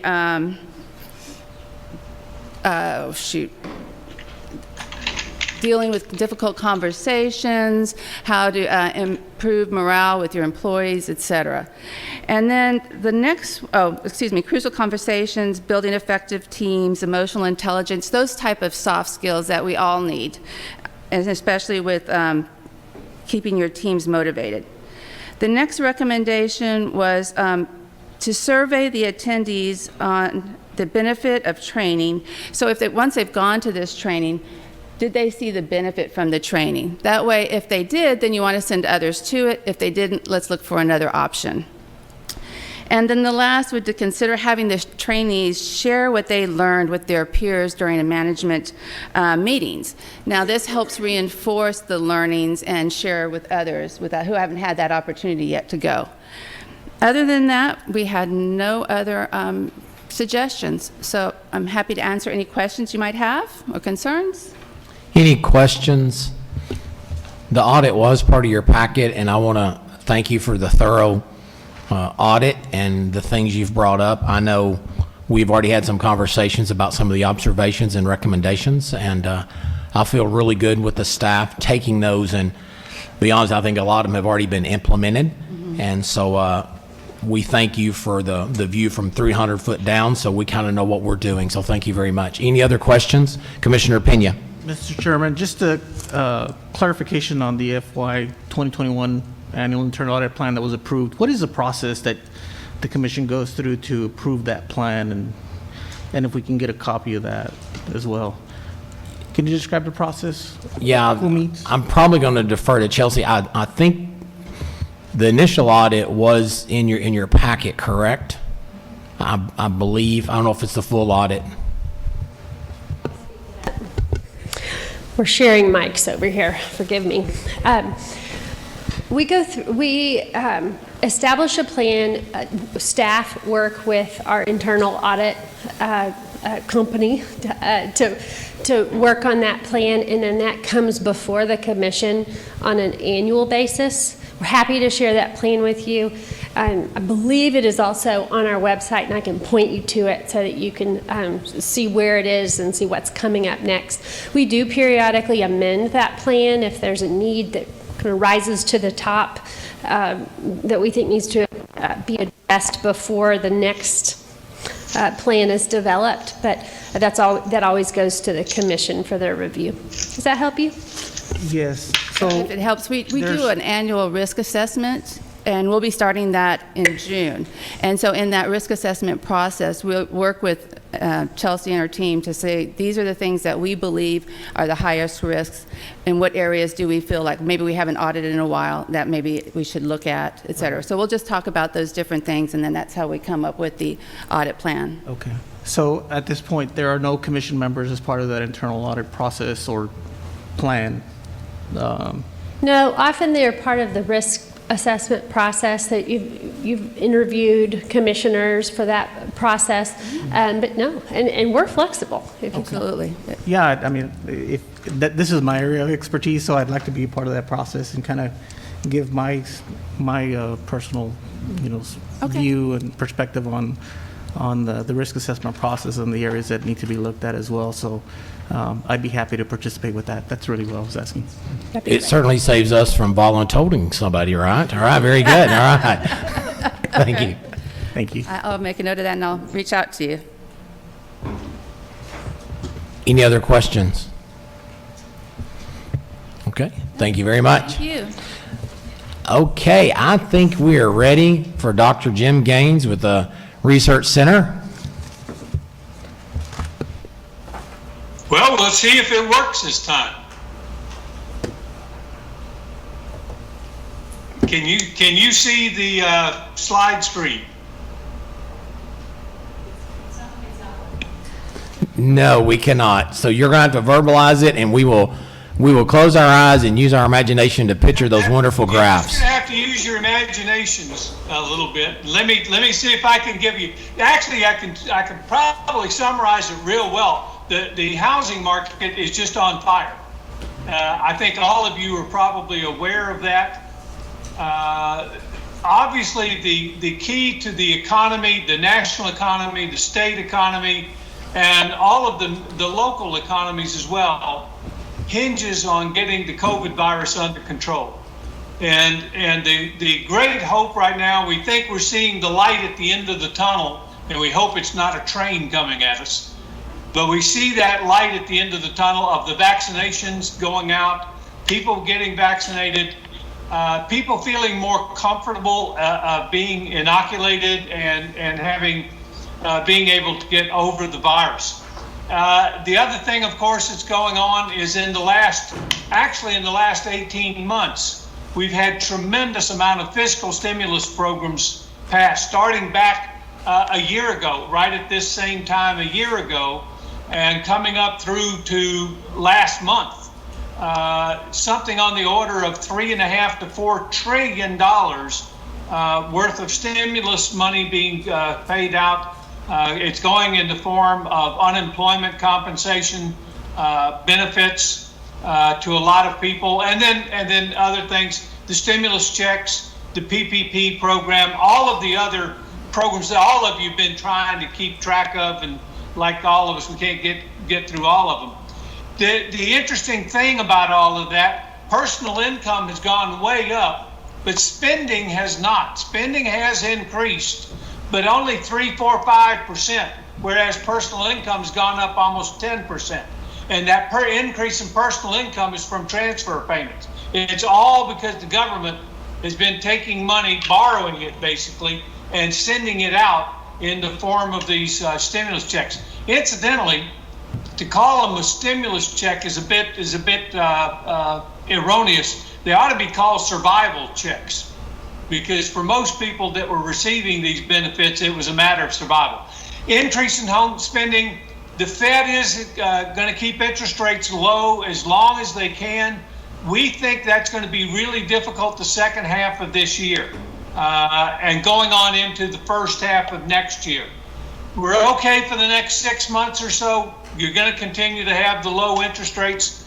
Home mortgage rates will probably stay somewhere between about 3.125% to about 3.5%. The days of the less than 3% interest rate, though, unless you've got a high down payment, maybe go for a 15-year loan, that kind of thing, you're probably not going to find the interest rates under 3 anymore. And then lastly, in this what's happening and what's coming, the inflationary pressures are going to be tremendous. Here in the next few months, we're going to see a lot of money being spent. It's being spent by people first and foremost, being spent by government, and being spent somewhat by corporate. Corporate America, though, has not been a real major contributor to spending and the influence of the economy in getting money out into the flow. But people spending money, getting out and just doing things like traveling, going and staying in a hotel, going to a restaurant, buying things, increasing services, going back to the gym, going back to the spa, going to get a haircut, things like that, which have been put off for months and months, is going to help a great deal. But we're going to see that inflation start spiking up toward the end of this year, if not sooner, but most definitely into 2022. As you know, Texas got hit with the double whammy. It started back in January of 2020 when the oil prices collapsed, when Saudi Arabia and Russia decided to have a price war on oil. That started our decline in Texas. And then, of course, a year ago, March, the COVID virus started and the pandemic. And we've never had a complete government shutdown like this before. So we're kind of, I got to tell you, everybody, there isn't an economist in the world can really tell you what the hell's going on or what to expect. We've never had anything like this. Models don't work. The history doesn't work. We're all looking at what we're trying to do. The good news is, I'm not sure, are you seeing the slides forward as I forward them to me or not? Okay, Christine, okay. The good news is the average daily cases on a 7-day moving average is down for Texas. Our trend is very good. The death rate is down, which gives us hope that there's that getting the COVID under control. I don't know exactly what under control means, but it looks like we're moving in that direction. I can tell you also on the energy sector, the price of oil, most of you are probably well aware, has been bouncing around here between about $58 to $65 a barrel for the last few months. The number of rig counts has leveled off in the vicinity of a little over 200, between 200 to 220 rigs. That looks like it's going to maintain somewhat. And what it's all leading up to is that we are looking at this year job growth in Texas probably running on around 6%, 5.5% to 7%. I'm going to call it 6 just to sort of split the difference without having to give you a range. If we do that, we come back to and slightly exceed where we were in 2019, which was our last full year of quote unquote normal economic situation. 2020 doesn't count for anything. It wasn't normal at all. So we're not comparing anything to 2020. But it does look that way, and that's extremely important. There's about 6 or 7 things that our Texas recovery is going to depend on. We're going to reopen the economy. We started early as a state. It's going to still take some months to get back to where we were in 2019. Job recovery is going strong. It's been very interesting that there's a lot of jobs being offered. In job postings have gone way up, but job fills are not. People are not going back to work. First of all, they're getting money from the unemployment insurance in a lot of cases, so they're staying there. There's also a big spread now, bigger than normal, between the skills that are being looked for, the jobs that are open, and what people have the skills to do. And so there's a big spread in there of being able to fill the job openings. A lot of people are doing things like retiring. and taking retirement. I don't want to say any names here. I did that myself on January 1st. But I feel like Michael Corleone, I keep trying to get away and they keep pulling me back in. Also the other thing is childcare. One of the things that got hit hard in the pandemic were childcare. Child services had to close down because of the personal services, and so many people, particularly the women in the labor force, feel compelled to have to stay home and take care of the kids until the schools completely reopen. So we're seeing those kinds of things. Consumer attitudes, people got to get out and spend. Business, I think one of the keys for Texas and the U.S. is going to be entrepreneurism. We know that there's somewhere between 500, 600,000 businesses that went out of business and closed up during the pandemic. And it'll be interesting to see, and Texas is a leading state for entrepreneurism. People want to go into business, have their own business and so forth, or reopen a business if they get closed down. That will be a key going forward. The energy sector is not likely to be much of a mover one way or the other, positive or negative, for the economy for the next year or so. There is a possibility that'll pick up at the end of 2022, but that, for the time being, it's not. Housing is the primary market. It's driving a lot of things. All of you probably are seeing the numbers and the statistics. I can tell you, don't pay any attention to the statistics, year-over-year numbers for the next 3 months. Because March, April, May, June, think about last year. What did it look like? It went down completely because we were all told to go home, stay at home, don't do anything, and so forth. So there was a major decline in especially the housing market. But that didn't last. By July, the housing market had bounced back, and especially for the rest of the 2020 period, it was. So for the next few months, don't pay much attention to the year-over-year statistics. Compare them to 2019 if you want to see the reality of what's going on. A couple other last items. State and local governments have been hit hard on their budgets. It's going to be interesting to see the level of services, the level of employment, and what's going on with the state and local provision of goods and services as we go forward.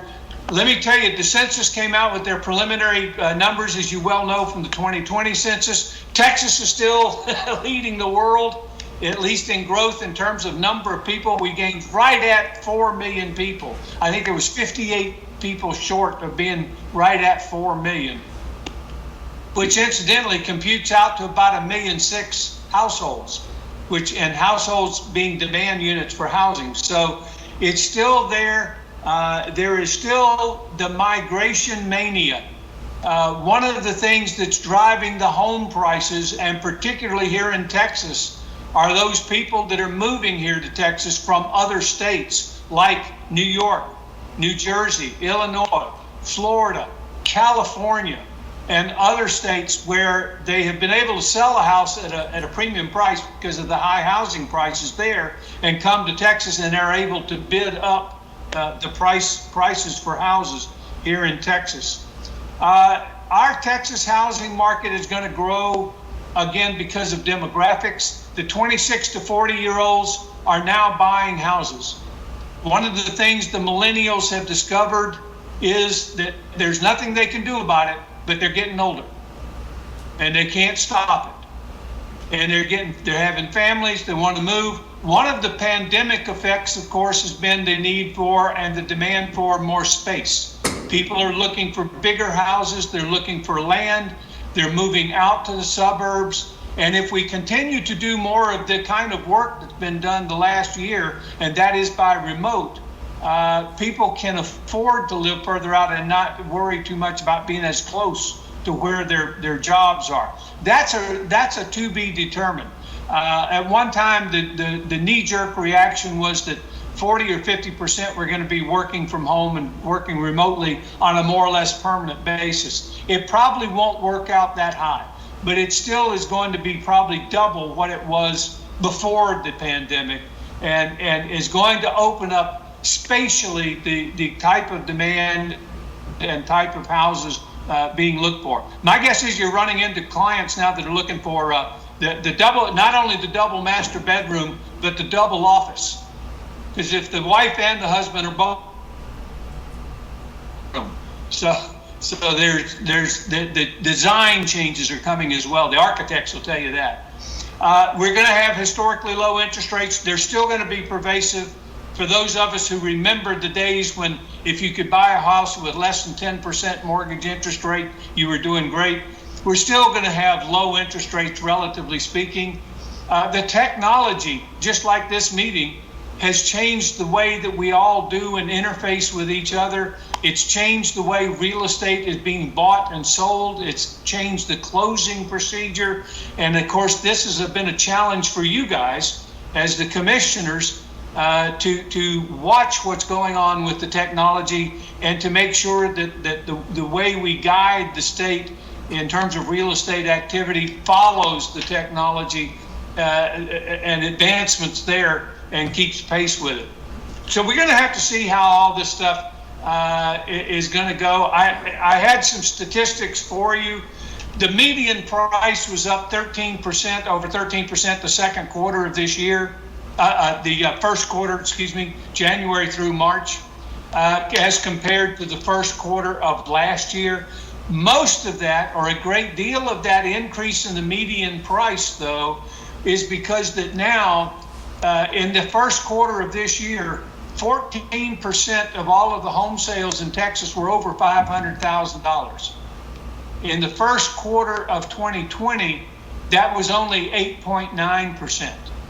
So this shift in the market share to more expensive homes, part of that because of the pandemic, part of that the migration mania of people moving into the state, and then thirdly, we're seeing a great deal of influence, and Gary didn't mention this, but we're trying to do some research on it to get some real numbers for it, is the increased participation of investor buyers, and particularly institutional investor buyers, not just the local ones and twos that people have always bought houses and rented them, but now we're seeing institutional investors with millions of dollars of funds to come into an area and buy properties in bulk, bidding up the prices, which is hurting the lower priced, affordable range pricing.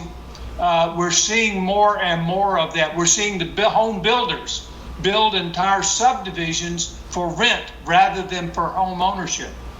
So again, it's all going to be coming in and making a big play. The number of active listings in the first quarter of this year, the shortage of housing that we all have been talking about, the shortage of inventory, the number of listings went down 53% in the first quarter from the first quarter of 2020. First quarter 2020 was a good quarter, and that was just before the pandemic. What it's led us to is a month's inventory number of a 1.3 months inventory for the whole state. Normally that number should be somewhere around 6 to 6.5%. It varies from place to place. The border generally has higher. Some of the other areas like Austin will only have 5 months. But 1.3%. In Aggie speak, we ain't got none. So we're having to watch this, the inventory and the amount of properties we have. Gary did mention we have a repeat sales index. Many of you I know follow the Case-Shiller index, FHFA index, and several others that are national indexes. And what they do is they collect the information and data when a house sells, and then if it is bought, rather, and then if it resells sometime in the future, a year later, 2 years, 5 years later, you can compute the rate of change, the annual rate of change. It's called a repeat sales index. This is something now, because of the data relevance program, we've been able to do and can replicate. And I can tell you, whereas the median home price might have gone up 13, 14, 15%. The repeat sales index is only up 10%, which is still excessively high. You normally would expect that to be about 4 or 5%, but statewide it went up about 10%. Case-Shiller was up 12, FHFA was up 12, also 12%. Those are the two we might compare ourselves more to. I can tell you the one that's out of sight is Austin. Austin was up 22% on the repeat sales index. That was one of the pictures that you're not able to see here yet. But and all of our other markets are up also. Houston is beginning to flatten out a little bit. Houston got more of the energy problem, as you might suspect. Let me close up. I know I'm taking up more time than you really wanted me to, Mr. Chairman. Let me tell you that home construction in the state is going to pick up and has picked up considerably. Picked up this past year, despite the pandemic. The home construction market picked up about 20% for new home construction. We are projecting a further increase of another 15% this year. The irony of that is we will actually then surpass, if our projection holds true, in 2021, we will surpass the maximum, the peak construction that we've had historically in the state of Texas, which occurred back in 2005, which was just before the Great Recession collapsed the market. It's 16 years later, and we are finally from peak to peak, getting back to the peak. The irony is it took us exactly 16 years to recover back in the 1980s. We had a prior peak in 1983. It took us until 1999. It took 16 years to get peak to peak. So I don't know whether it's coincidental or we just run in 16-year cycles. I don't know if we want to consider that for the future, but it's one of those things that we might want to consider. We do have it, and you'll have a copy of this, our 2021 projections for the state for sales, for price levels broken down for the state and for the four principal MSAs in the state. I can tell you permitting around the state is increasing at 13-14%. Sales look like they're going to go up somewhere between 7 to 9% in each of our major metropolitan areas. Dallas, ironically, is sort of the laggard in that a little bit. They're a little bit lower, but not to get excited about. And home prices are going to continue to go up in the range of 7, 8, 9%. Thank you very much. I'm sorry we couldn't get the technology to work. I warned you about the technology, that was one of the issues. All right, thank you. Any questions for Dr. Gaines or Gary Mailer? Thank you for the information. We look forward to receiving the PowerPoint and the numbers. It's a crazy market, it really is. Thank you again for working with us, not only on this, but also the development of our broker responsibility and Legal 1, Legal 2. We thank you for your time. And we thank you for all of your support to the center, too. Thank you. Okay, we're going to go to agenda item number 9. We're going to try to get through the agenda at the executive before we actually break for executive. Agenda item number 9 is the report on the executive committee. That is in your handout page, starting on page 35. Executive committee met twice. Topics of conversation was the building, virtual and remote meetings, full-time employments, dissecting the rule for a public member being on executive, talking about the Versa system, talking about technology, what we should do, what we can do. Anyway, the notes are there. I'll be glad to visit with anybody about particular items on the executive committee, but it is in your handout. And I will now move to agenda item number 10. Unless there's any questions on the executive committee, I'll be glad to answer any questions. And I want to thank staff for doing a wonderful job putting the notes together on what we talk about. Agenda item number 10, Commissioner Williams will give us a budget report. Thank you. I tell you, with the addition to Mrs. Williams, our job has been a lot easier, I tell you that. And we met on April 19th with all of the budget committee members along with staff. Renata Williams, our Director of Finance, presented the 2022 budget and answered all of the questions.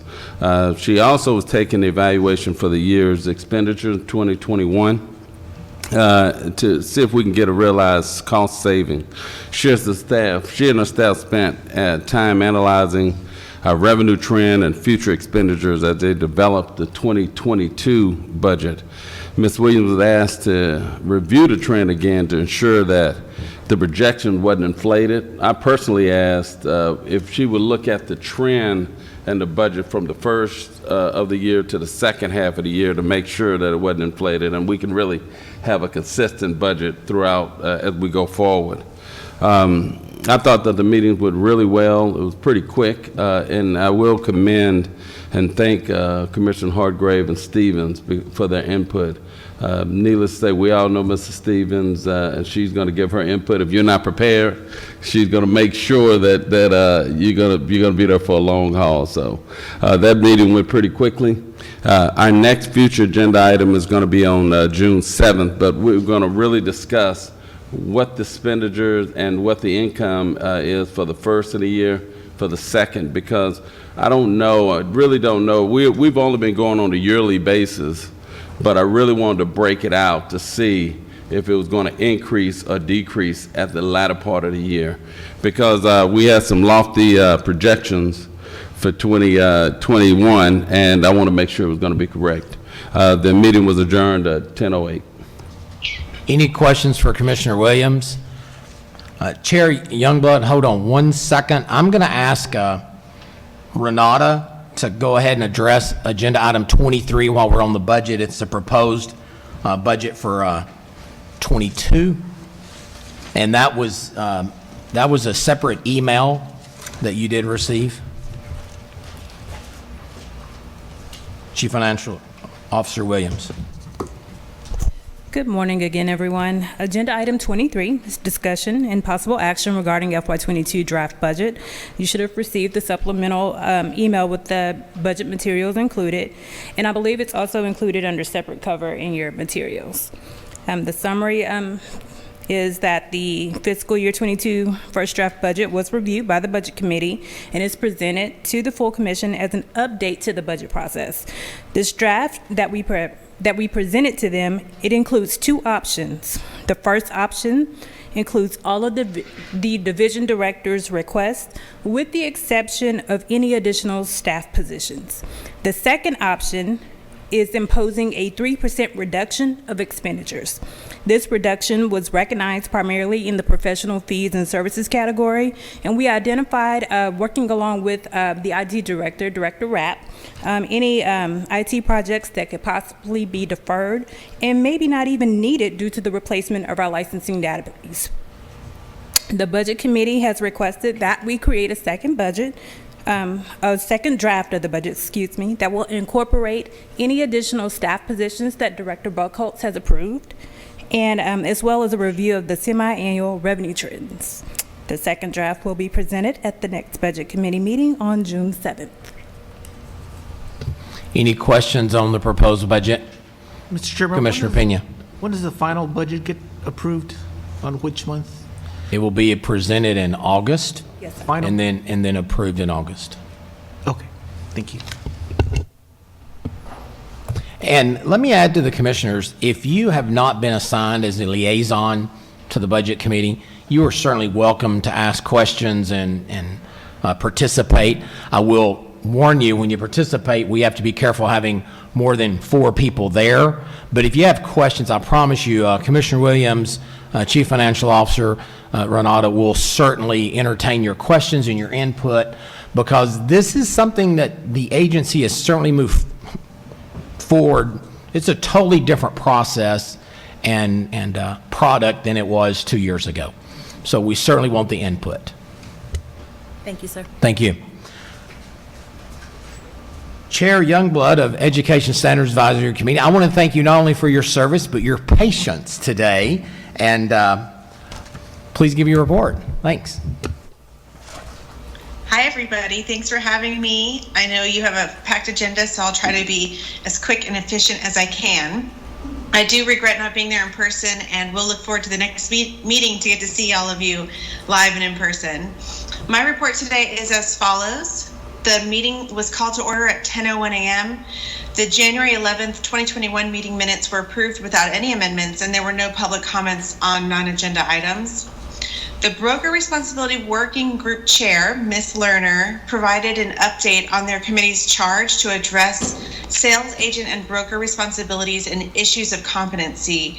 ESAC, our committee members were asked to assist the working group by completing a survey ahead of the meeting in an effort to get any additional insight into concerns related to broker and sales agents' duties and responsibilities. Ms. Lerner invited members of ESAC to attend the next scheduled working group meeting and provide feedback on potential recommendations that might impact education. And the two committees will continue to collaborate as needed and as appropriate. I will tell you, personally, I attended the working group meeting. It was great dialogue. I think there's a lot of good work that's going to come out of this, this charge and this project. Earlier this year, ESAC was charged with recommending relevant hot topics to the new legal update 1 and 2 writing group. 3 members of ESAC have been appointed to the legal update writing group and will represent ESAC recommendations to the group. Staff provided an overview of topics related to racism, diversity, and equality that were discussed at the initial meeting of the legal update writing group. And Dr. Charles Porter reviewed a preliminary outline for those new courses, and ESAC members provided additional considerations to bring forward at the next writing group meeting. ESAC also revisited the topic of professional designations. This is actually stemming from outstanding work from last year. The language in the current rule is outdated and is not all inclusive of acceptable designations. So the committee is going to consider recommendations to establish minimum requirements for professional designations, and a working group has been created and will bring forth feedback at our next full ESAC committee meeting. And lastly, ESAC discussed current qualifying course exam proctoring requirements and heard suggestions for revisions proposed by one education provider. The provider suggested alternative means of proctoring that do not include a live or virtual visual component. And after discussion, ESAC members agreed that the current requirements should remain in place and no recommendations for change will be considered at this time. The next ESAC meeting is scheduled for July 7th, 2021 at 10 a.m. And Mr. Commissioner, Chair, that concludes my report. Any questions for Chairman Youngblood with ESAC, Education Standards Advisory Committee? Mr. Chairman. Yes, Commissioner Wilkinson. Is this on? What a great committee you have, and what a great job you all are doing. As a liaison, it's been my privilege to watch you, and man, y'all are doing a super job, and our stakeholders are going to be the benefactors. Thank you. I really appreciate that, and thank you for coming and hearing us out. We super appreciate it when you show up to our meetings. Thank you, everybody. Thank you. Agenda item number 13 will be a report from the Texas Real Estate Inspector Committee. Chair Lee Warren, welcome.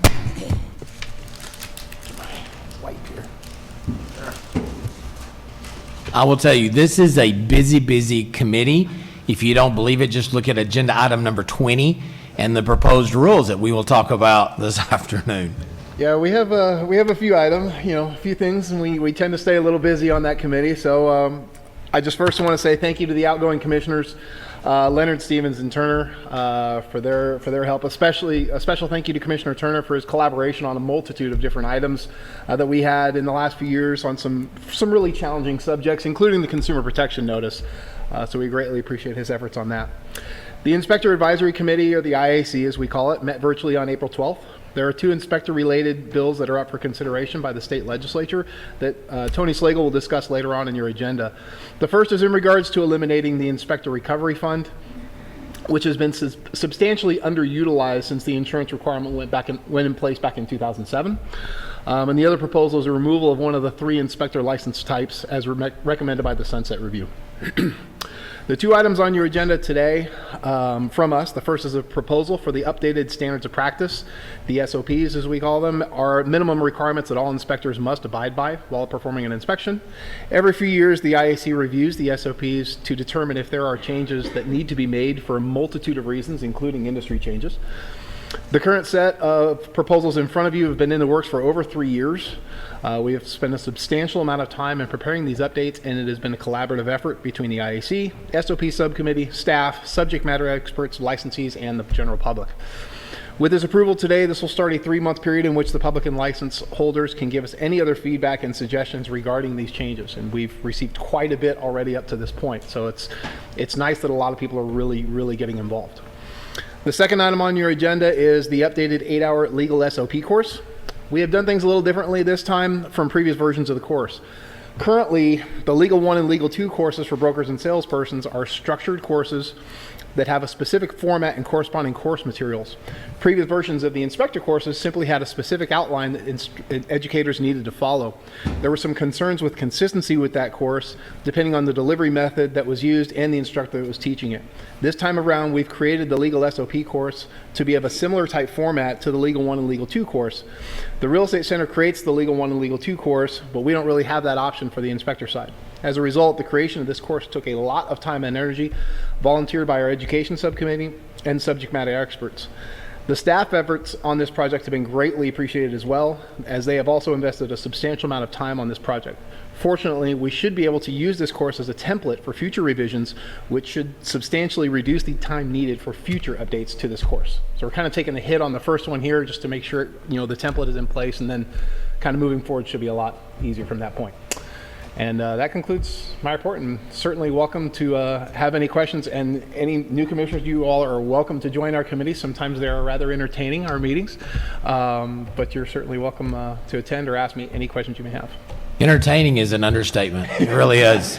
And if you're a husband, do not let your wife listen, because they say that you don't need specialized tools for certain things, and if you're a tool person like myself, you want those specialized tools. So we'll talk about the proposed rules a little bit later, but y'all, they did just a ton of work to get these SOPs put together.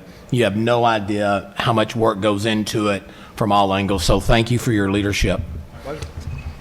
Okay, we will move to agenda item number 13, and I hate that Chair Lerner had to wait so long, but you're going to be here the rest of the day, so it really doesn't matter. All right, welcome to the commission. Thank you. This year, the Broker Responsibility Working Group met on February 24th and April 14th. Both of these meetings focused on the path forward and what can be accomplished prior to the next legislative session. The group decided to continue discussing license portability versus reciprocity. Presently, the Broker Responsibility Working Group believes the portability path is the best way to move forward. Broker Responsibility Working Group also plans to address the following topics: simplification of Supplement A Experience Report, broker oversight, responsibility, and mentorship, minimum and geographic competency requirements, minimum service requirements.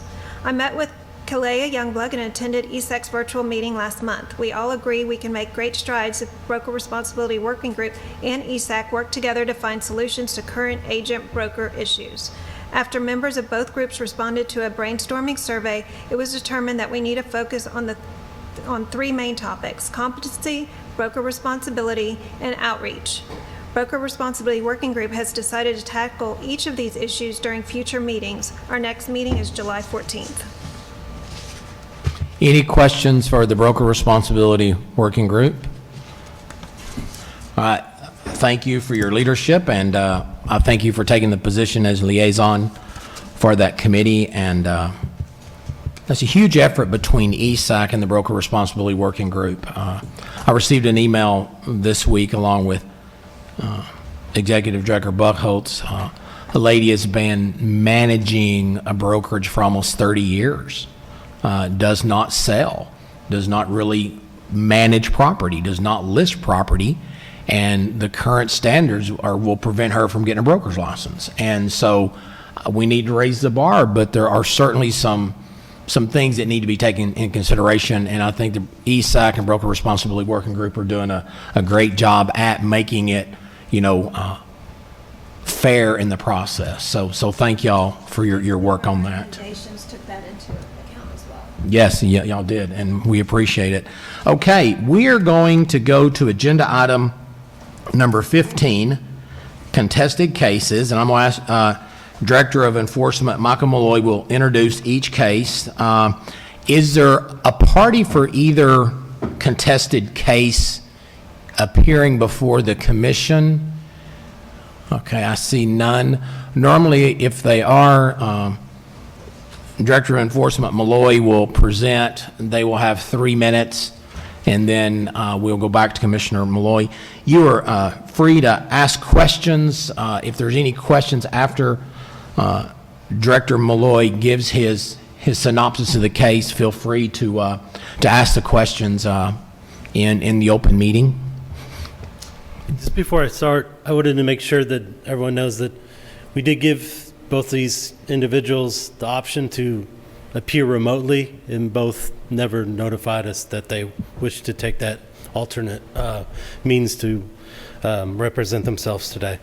So the first item for 15A, we have consideration and possible action regarding proposal for decision of matter of SOA docket number 329-21-0536.REC TREC versus Omar Gutierrez.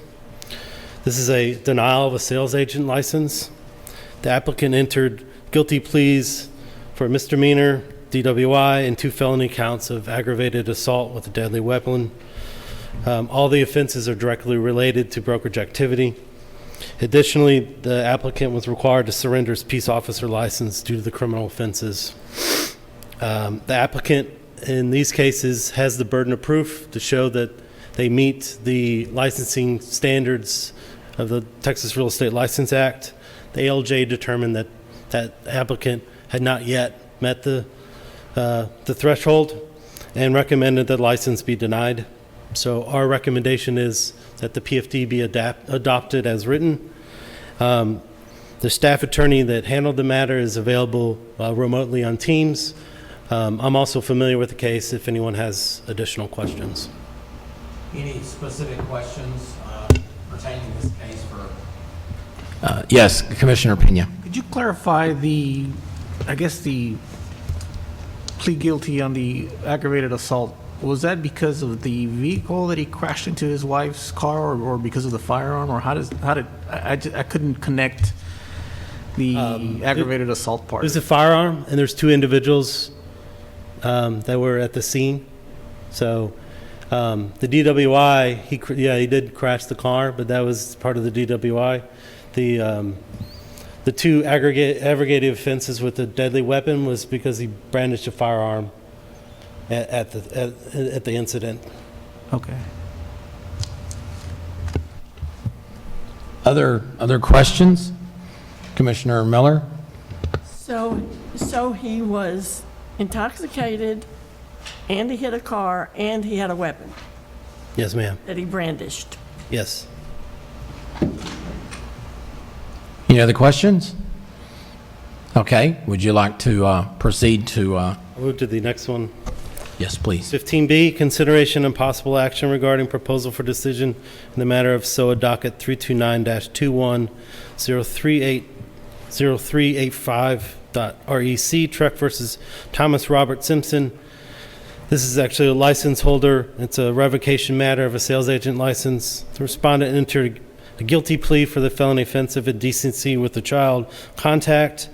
Additionally, respondent failed to notify the commission timely of the offense. The defense is directly related to brokerage activity, and additionally, the license holder had to register as a sex offender for life. The commission had the burden in this case. The ALJ felt that we met the burden and recommended that the commission recommended in their proposal for decision that the license be revoked. So staff today recommends the adoption of the PFD. The staff attorney that handled the case is present in person to answer any questions, and I can also answer some questions. Any questions concerning this case? Okay, thank you very much. Thank you. We are going to now move into executive session, and it is 12:22. I'm going to estimate probably, we're going to go an hour since we are kind of rearranging things. We will stay in this room for executive. We will leave the dais and we'll vacate. So let's say 1:20, we will resume, okay? So we're leaving for executive session at 12:22. We will start back hopefully 1:20.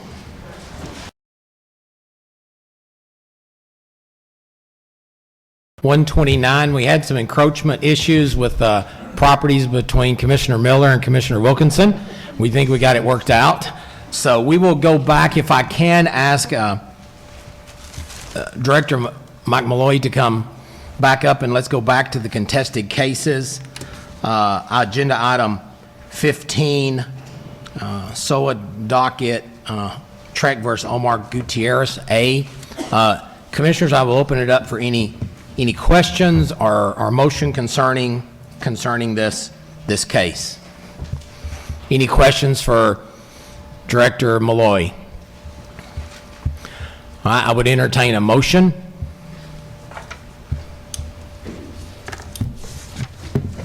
I would entertain a motion to approve. All right, I have a motion to approve the PFD. I would entertain a second. I'll second, Mr. I've got a second. Motion was made by Commissioner Woodruff, seconded by Commissioner Pena. Any discussion on this? I would just, one of the facts that I noticed when I was reviewing this was the fact that he chose to pay money in lieu of doing community service. And that stuck out to me, that he wants to get back in the community, be involved in the community, but chose to do community service in lieu of, chose to write a check in lieu of community service. Any other discussion or questions for, okay.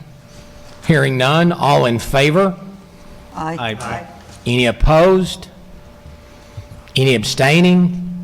Motion carries. Okay. Agenda item number 15, B, TREC versus Thomas Robert Simpson. This is a revocation. Any questions for Director Malloy? If not, I will certainly entertain a motion. Mr. Chair. Yes. I Commissioner will Wilkinson? entertain, excuse me. My voice is louder than I thought it was. I will move that we accept the PFD as written. I have a motion from Commissioner Wilkinson. Second. I have a second from Commissioner Woodruff. Any discussion on this? This is a current license holder. The facts of the case showed that they work primarily commercial. I feel it's very important to realize, even though they work commercial, our job is to protect the public. And that does not prevent a licensee from crossing over to residential property management or whatever.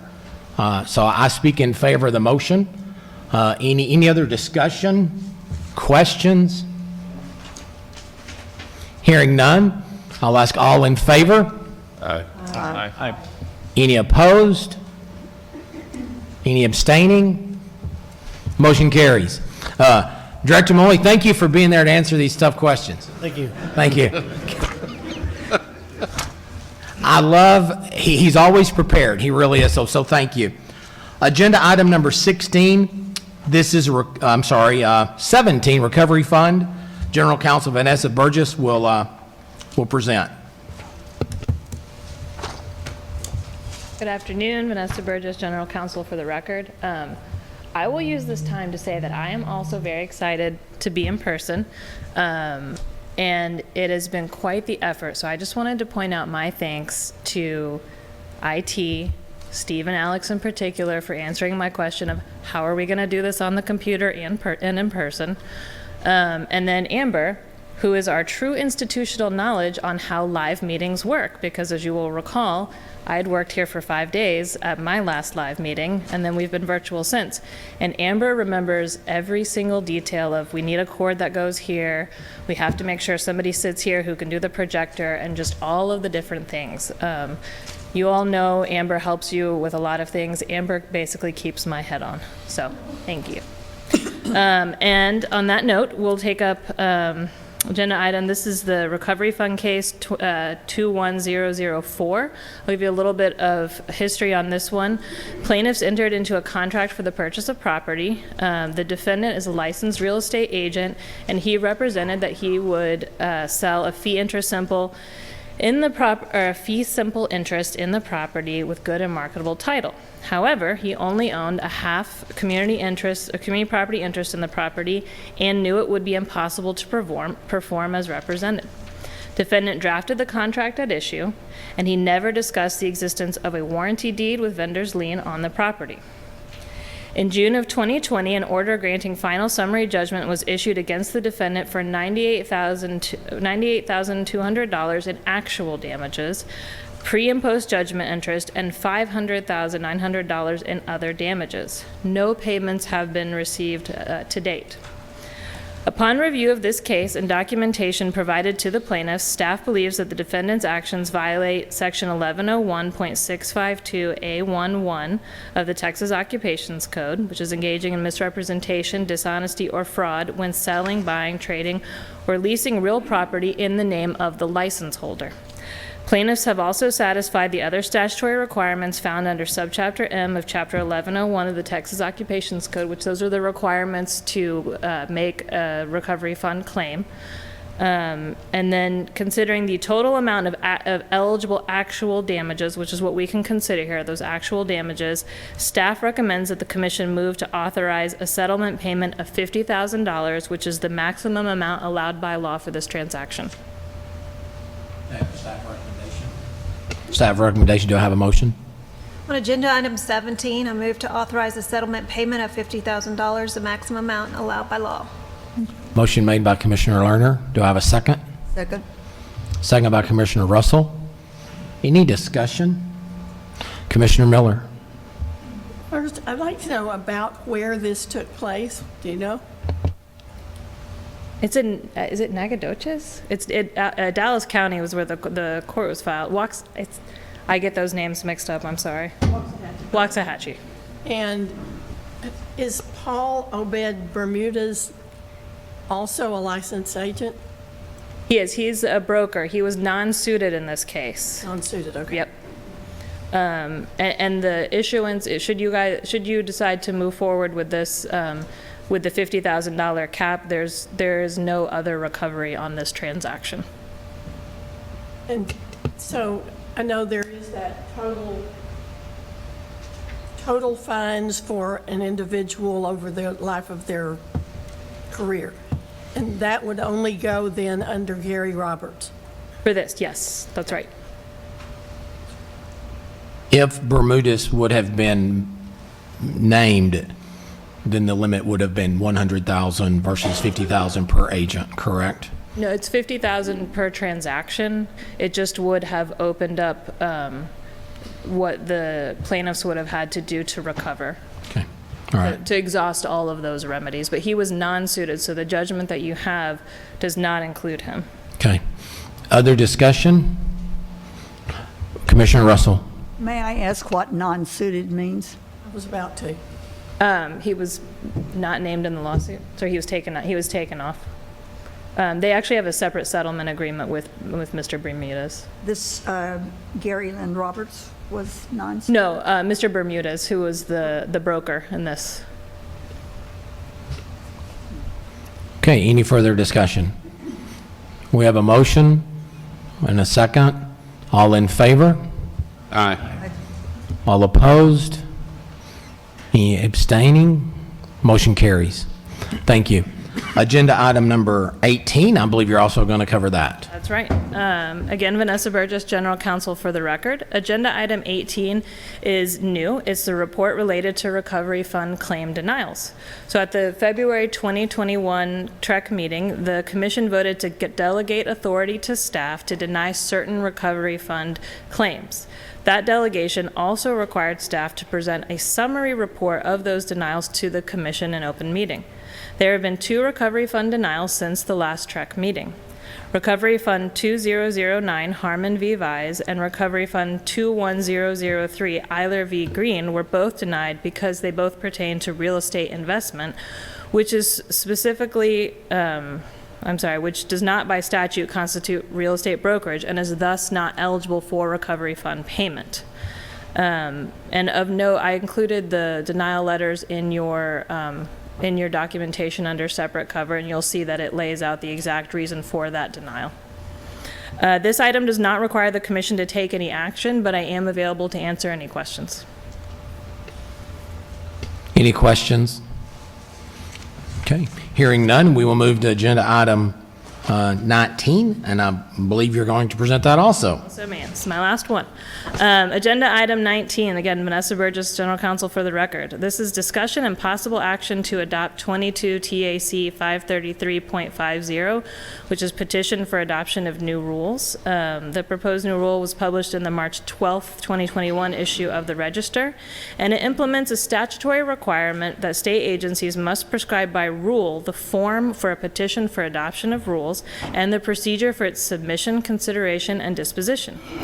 8 comments were received, and I will note that they were all done via the new online comment portal, which is very exciting. Maybe just for me, but it was very exciting. And we also have, I'll note this, we have another rule that's still out there on inspectors that we have 20 comments on, all of which have been received through that portal. So we're definitely seeing a pickup in public comment.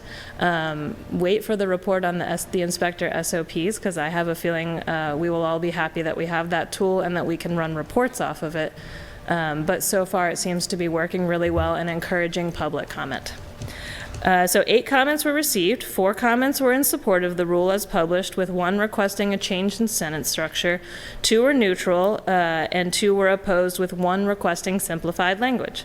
Staff recommends making no changes to the rule as published. Thus, the staff recommendation is to authorize staff on behalf of the Commission to submit for adoption new Rule 22 TAC 533.50, petition for adoption of rules as published to the Texas Register, along with any technical or non-substantive changes required for adoption. I move that the commission approve staff's recommendation. Motion made by Commissioner Miller. A second. Second by Commissioner Lerner. Any discussion? Mr. Chairman. Yes. A non-substantive change, but the written petition must be submitted in person, email, or facsimile. U.S. Postal Service not allowed?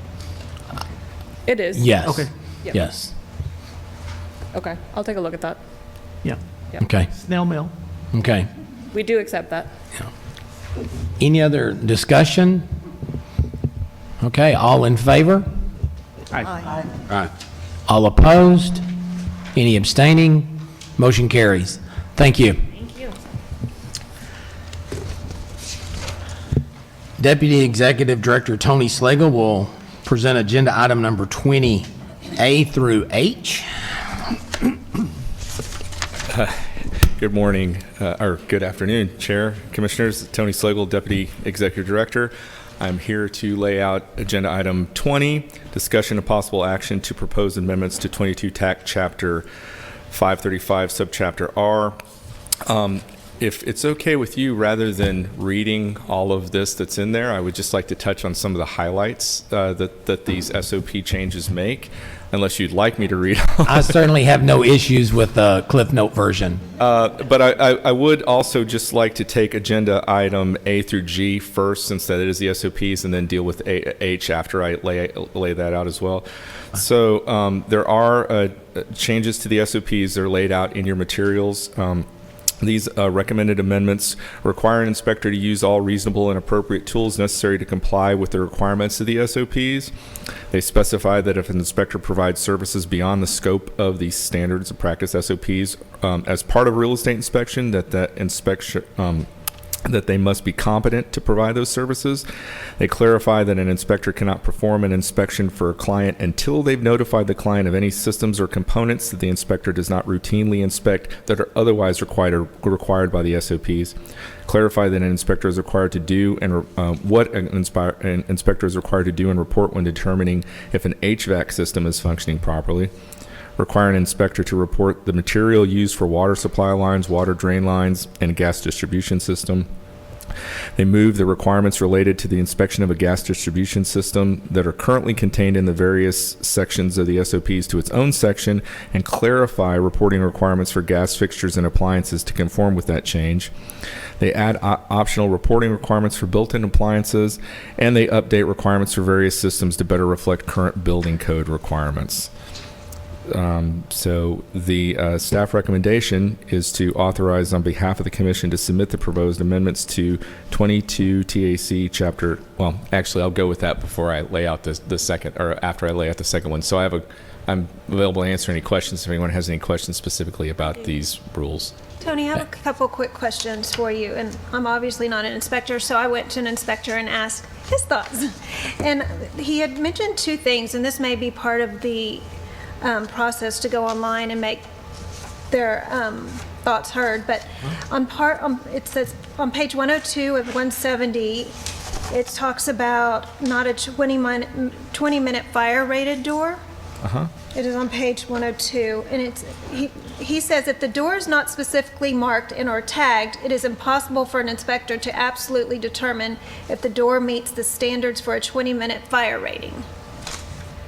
Okay. So he's worried that the inspector's required to determine when the door manufacturer doesn't permanently mark the door.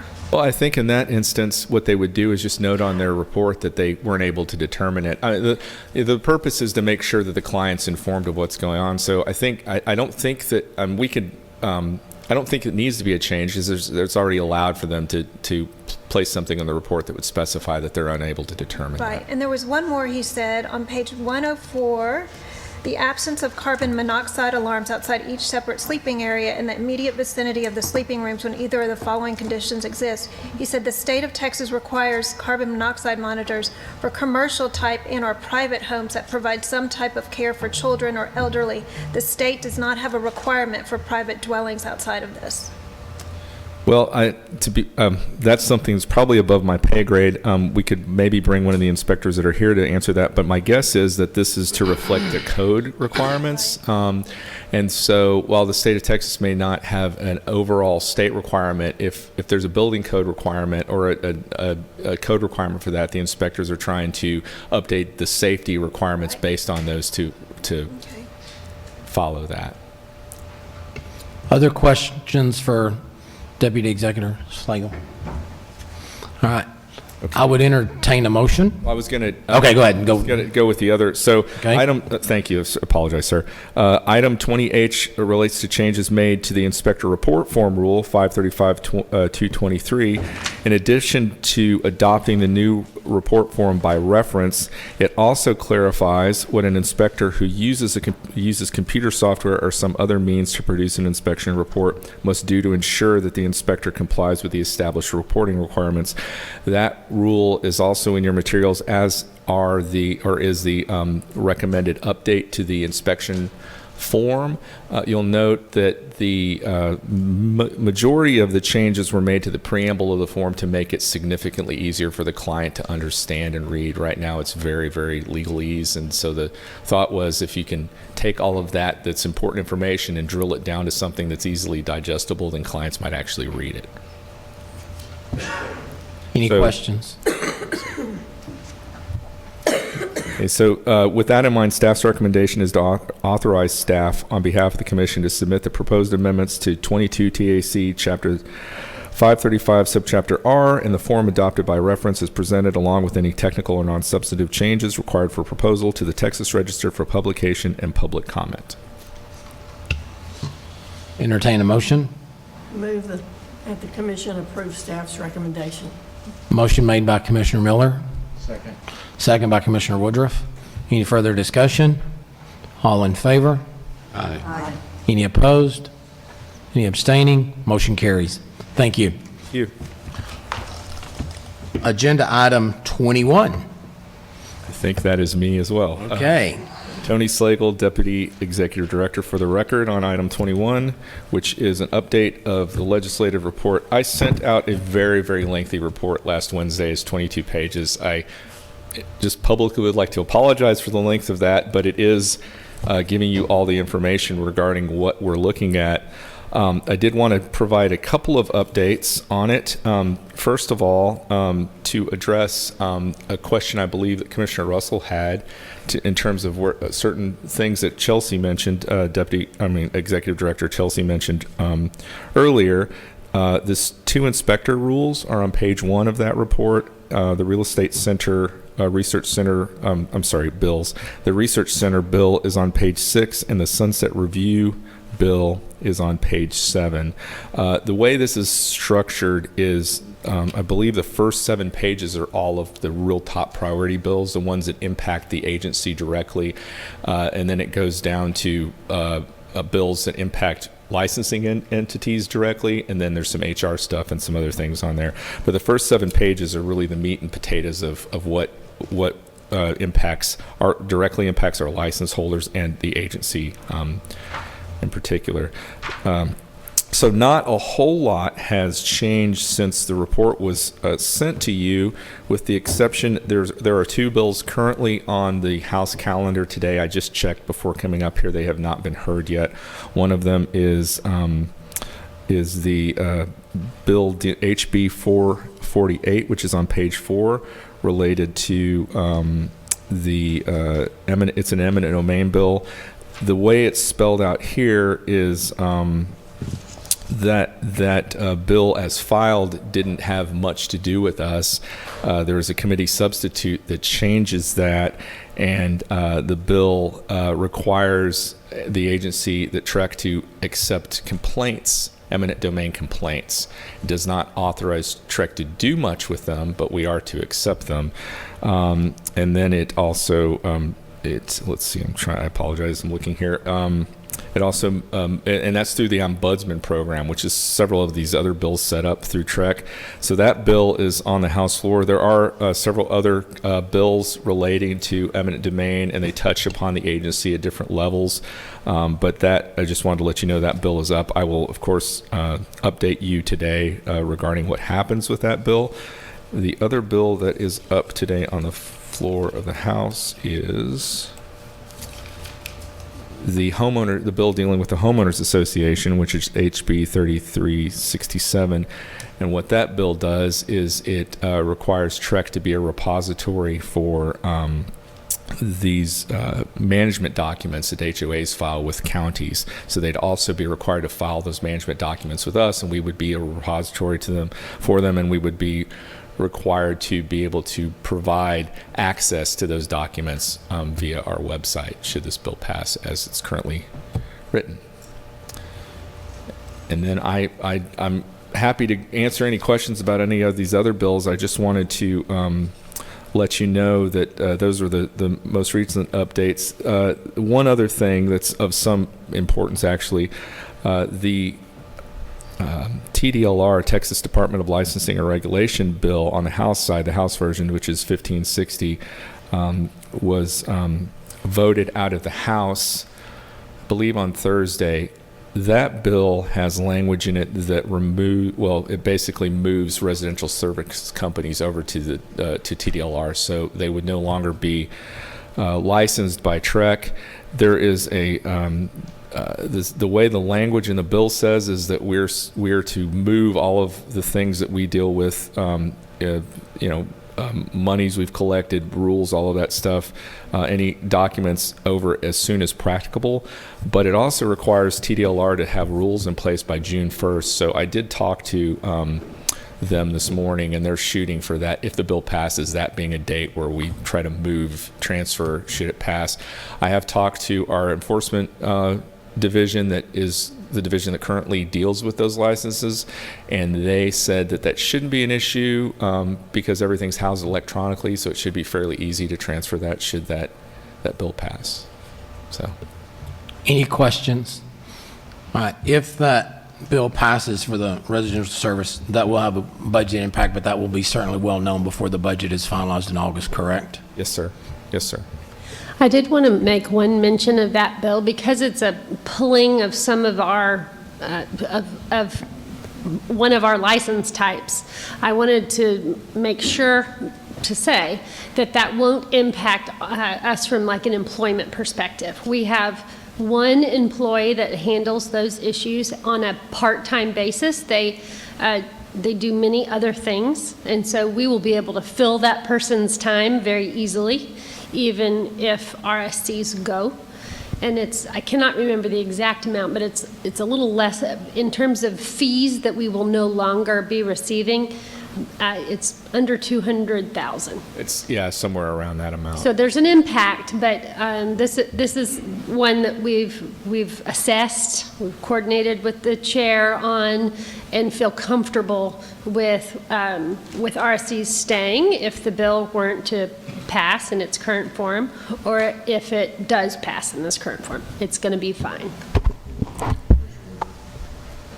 What's the rationale? I'm just curious for moving it to a different department. There's some overlap between license types that TDLR currently licenses and residential service companies. They deal with other types of service companies, and there's been conversation over the last several sessions to try to somehow unify those in some way, either through drawing lines in the sand, because there is some overlap in jurisdiction, as well as some service contracts that don't have anyone looking over them.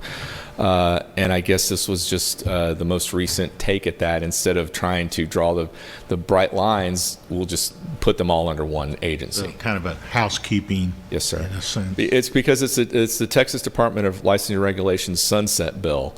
They are the umbrella agency in the state, and when their sunset bill comes up, it tends to be a Christmas tree, is what they call it, where people just start adding things to it. And this is one of the things that, because of the overlap in jurisdiction, they thought it made sense to move them over there. Thank you. Any other questions? So the one employee will be reassigned within TREC, or what? Yes. Yes. Okay. Good. And I'm happy. This is a long report. I try to send it out not that often, and I try to update shorter, but I'm happy to answer any questions on these. If you come across something, you have my contact information. I'm happy to do what I can to make sure you guys are comfortable with what's going on over there in the Capitol. So thank you very much.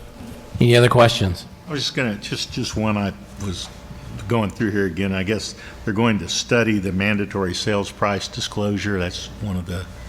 That bill tends to get filed every session. And it right. doesn't always move very far. I don't know what the status of that particular bill is. I think it's still in committee. I don't think it's even had a hearing yet. Yeah, it'll probably stay there. But yeah, the 2 or 3 sales price disclosure bills get filed every session, and they don't typically go very far. Yeah. Thank you. All right. Thank you very much. That was agenda item 21. We have already covered 22, 23, and 24. I will go to agenda item number 25. Director of Education Examination Services, Jennifer Wheeler. She will talk to us about the new legal ethics and standards of practice, legal 1 and 2. All yours. Thank you, sir. Agenda item 25 is discussion and possible action to approve the 2021-2023 Inspector Legal and Ethics and Standards of Practice Review course. These are the materials that were sent to you under separate cover by our General Counsel, Vanessa Burgess. Before I make my recommendation, I'd like to acknowledge the writing group who worked diligently to develop these new text materials. Other than TREC staff, the inspector subject matter experts who contributed to this effort include Stephen Reinhart, Brian Murphy, Fred Buck, and Mike Morgan. We appreciate each of you for your valuable contribution to this project. These materials have been presented to and approved by the full inspector committee. With that said, staff recommends approval of the course materials as presented with any technical or non-substantive changes. And I'm happy to answer any questions. Any questions? Any questions? Would entertain a motion. I move that the commission approve staff's recommendation. Motion made by Commissioner Miller. Second. Second by Commissioner Wilkinson. Any further discussion? Seeing none, all in favor? Aye. All opposed? Any abstaining? Motion carries. Thank you. Thank you all. That was painless. Good report. Thank you. Agenda item 26, General Counsel Vanessa Burgess. And I need to get to my agenda 26 somewhere.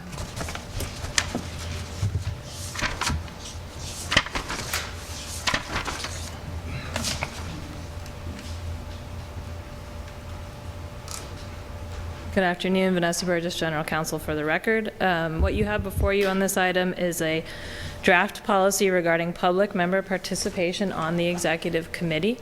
This draft policy provides that in the event that a public member is not elected to the executive committee during the February elections, that the chair may appoint one as an ex officio member to allow for that public member participation, more transparency into the executive committee meetings. And so this is what you have before you as a draft policy that was presented to the executive committee ahead of this meeting. And I would like to add, we've always welcomed a public member if they wanted to call and sit in. Again, we have to be real careful with the quorum. This was brought up in February, and this is just a policy to make it happen. And so we do need a motion for this, correct? That's right. So I would entertain a motion to adopt this policy. Move that the commission adopt a policy regarding executive committee makeup as presented. I have a motion from Commissioner Lerner. Second. Second from Commissioner Williams. Any discussion? Mr. Chairman? Yes. The difference between a policy and an actual rule. Does a rule address the makeup of the executive committee? So the makeup of the executive committee is actually in statute in that there's it's the chair, the secretary, and the chair, the vice chair, and the secretary. This is just a policy that would go in place in the event that we have elections every February. That's also in statute. If in the event that there's no public member who is elected, the chair would have this option. Okay. And it's just really what this is doing is it's formalizing that process for the commission in terms of having that ex officio member. The actual makeup of the executive committee is done by position title. And not necessarily, there's not a public member requirement in statute. It's just that, right. Those three, right? So by having this policy, it doesn't violate the statute per se? No, it does not. Okay, yeah, that was my... Right, and we did some research on that. I took a look at what other agencies were doing that had similar statutory authority and whether they had anything that addressed public member participation, and some did, some didn't. Sometimes the issue resolves itself via election, but in the instance where it doesn't, this provides that option, and it really just memorializes that option of having that ex officio member. And in this case, it actually worked itself out. But we did want something that we could involve the public member without violating the statute.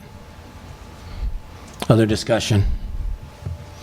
All in favor? Aye. Any opposed? Any abstaining? Motion carries. Thank you.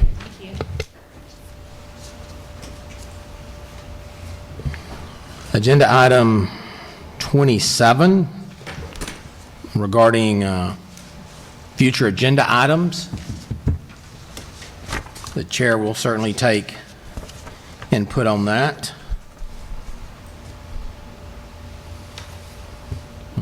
Okay. And agenda item 28, future meetings. These are actually scheduled for August the 9th, then August the 10th workshop, and November the 8th, and then November the 9th. We try to plan these a year in advance so everybody can put them in your calendar. Any input on that? Okay. Mr. Chairman, I'd like to continue to see us do that and schedule them as far out as we can. I think most agencies have an entire year of meetings listed, and I'd like to see us do that too. Okay, so noted. And I think in the back, we actually have all of them through April of '22 scheduled, correct? Yes. Chairman, were you interested in rethinking the November dates? You know, I'm going to say no, not at this time. And full disclosure, there is a leadership that I was invited to in Hawaii, November 8th through the 10th. And I normally don't like to attend leadership conferences, but in Hawaii, we might be flying out from Austin, okay? So just FYI. It was said, and we need to honor everybody's time, okay? Are you sure that's not, isn't there a Veterans Day? The Veterans Day is the week before, correct? Usually November 11th. The 11th, okay. Right. Yeah. Mr. Chair, how about the NAR meetings? Do you have that on? I do not. That's the following, That too? or the end, Yeah. of the week, the end of that week. Okay. All right, any other thing before the commission we need to address? Excuse me. May I ask a question? Yes, Commissioner Russell. The NAR meetings, I guess that's not always important, but we have a Texan going in as president. With this conflict with that, I know a number of people are. I'll be there. Okay. At the same time. Is it the same time? No, is the Later that week. NAR meeting the same time as our meeting? Commissioner Russell brought up the fact that we do have a Texan being sworn in as president of the National Association of Realtors. I will do some research on that because I'm not sure what those dates are. And then we might have to regroup on that. I think it's very important for that, the participation, but we will certainly look into that. Thank you. All right. Any other business before the commission? If not, I would entertain a motion to adjourn. So move, Mr. Chairman. Wow, it took a long time to get a motion. Second. Motion made by Commissioner Pena, second. Second. Commissioner Hartgraves, all in favor? Aye. I hear none opposed, motion carries. Sure. Remember, leave the. Yes, if you received the handout on the inspector course book, please leave it here. That is not out, that's not for distribution yet. And that's this right here? Tomorrow morning at 9. We'll have a workshop tomorrow morning at 9 upstairs. It'll actually be in this room, 9 o'clock. Okay. Yeah, is this? And we're expecting to be out by noon. Okay, very good. Thank y'all.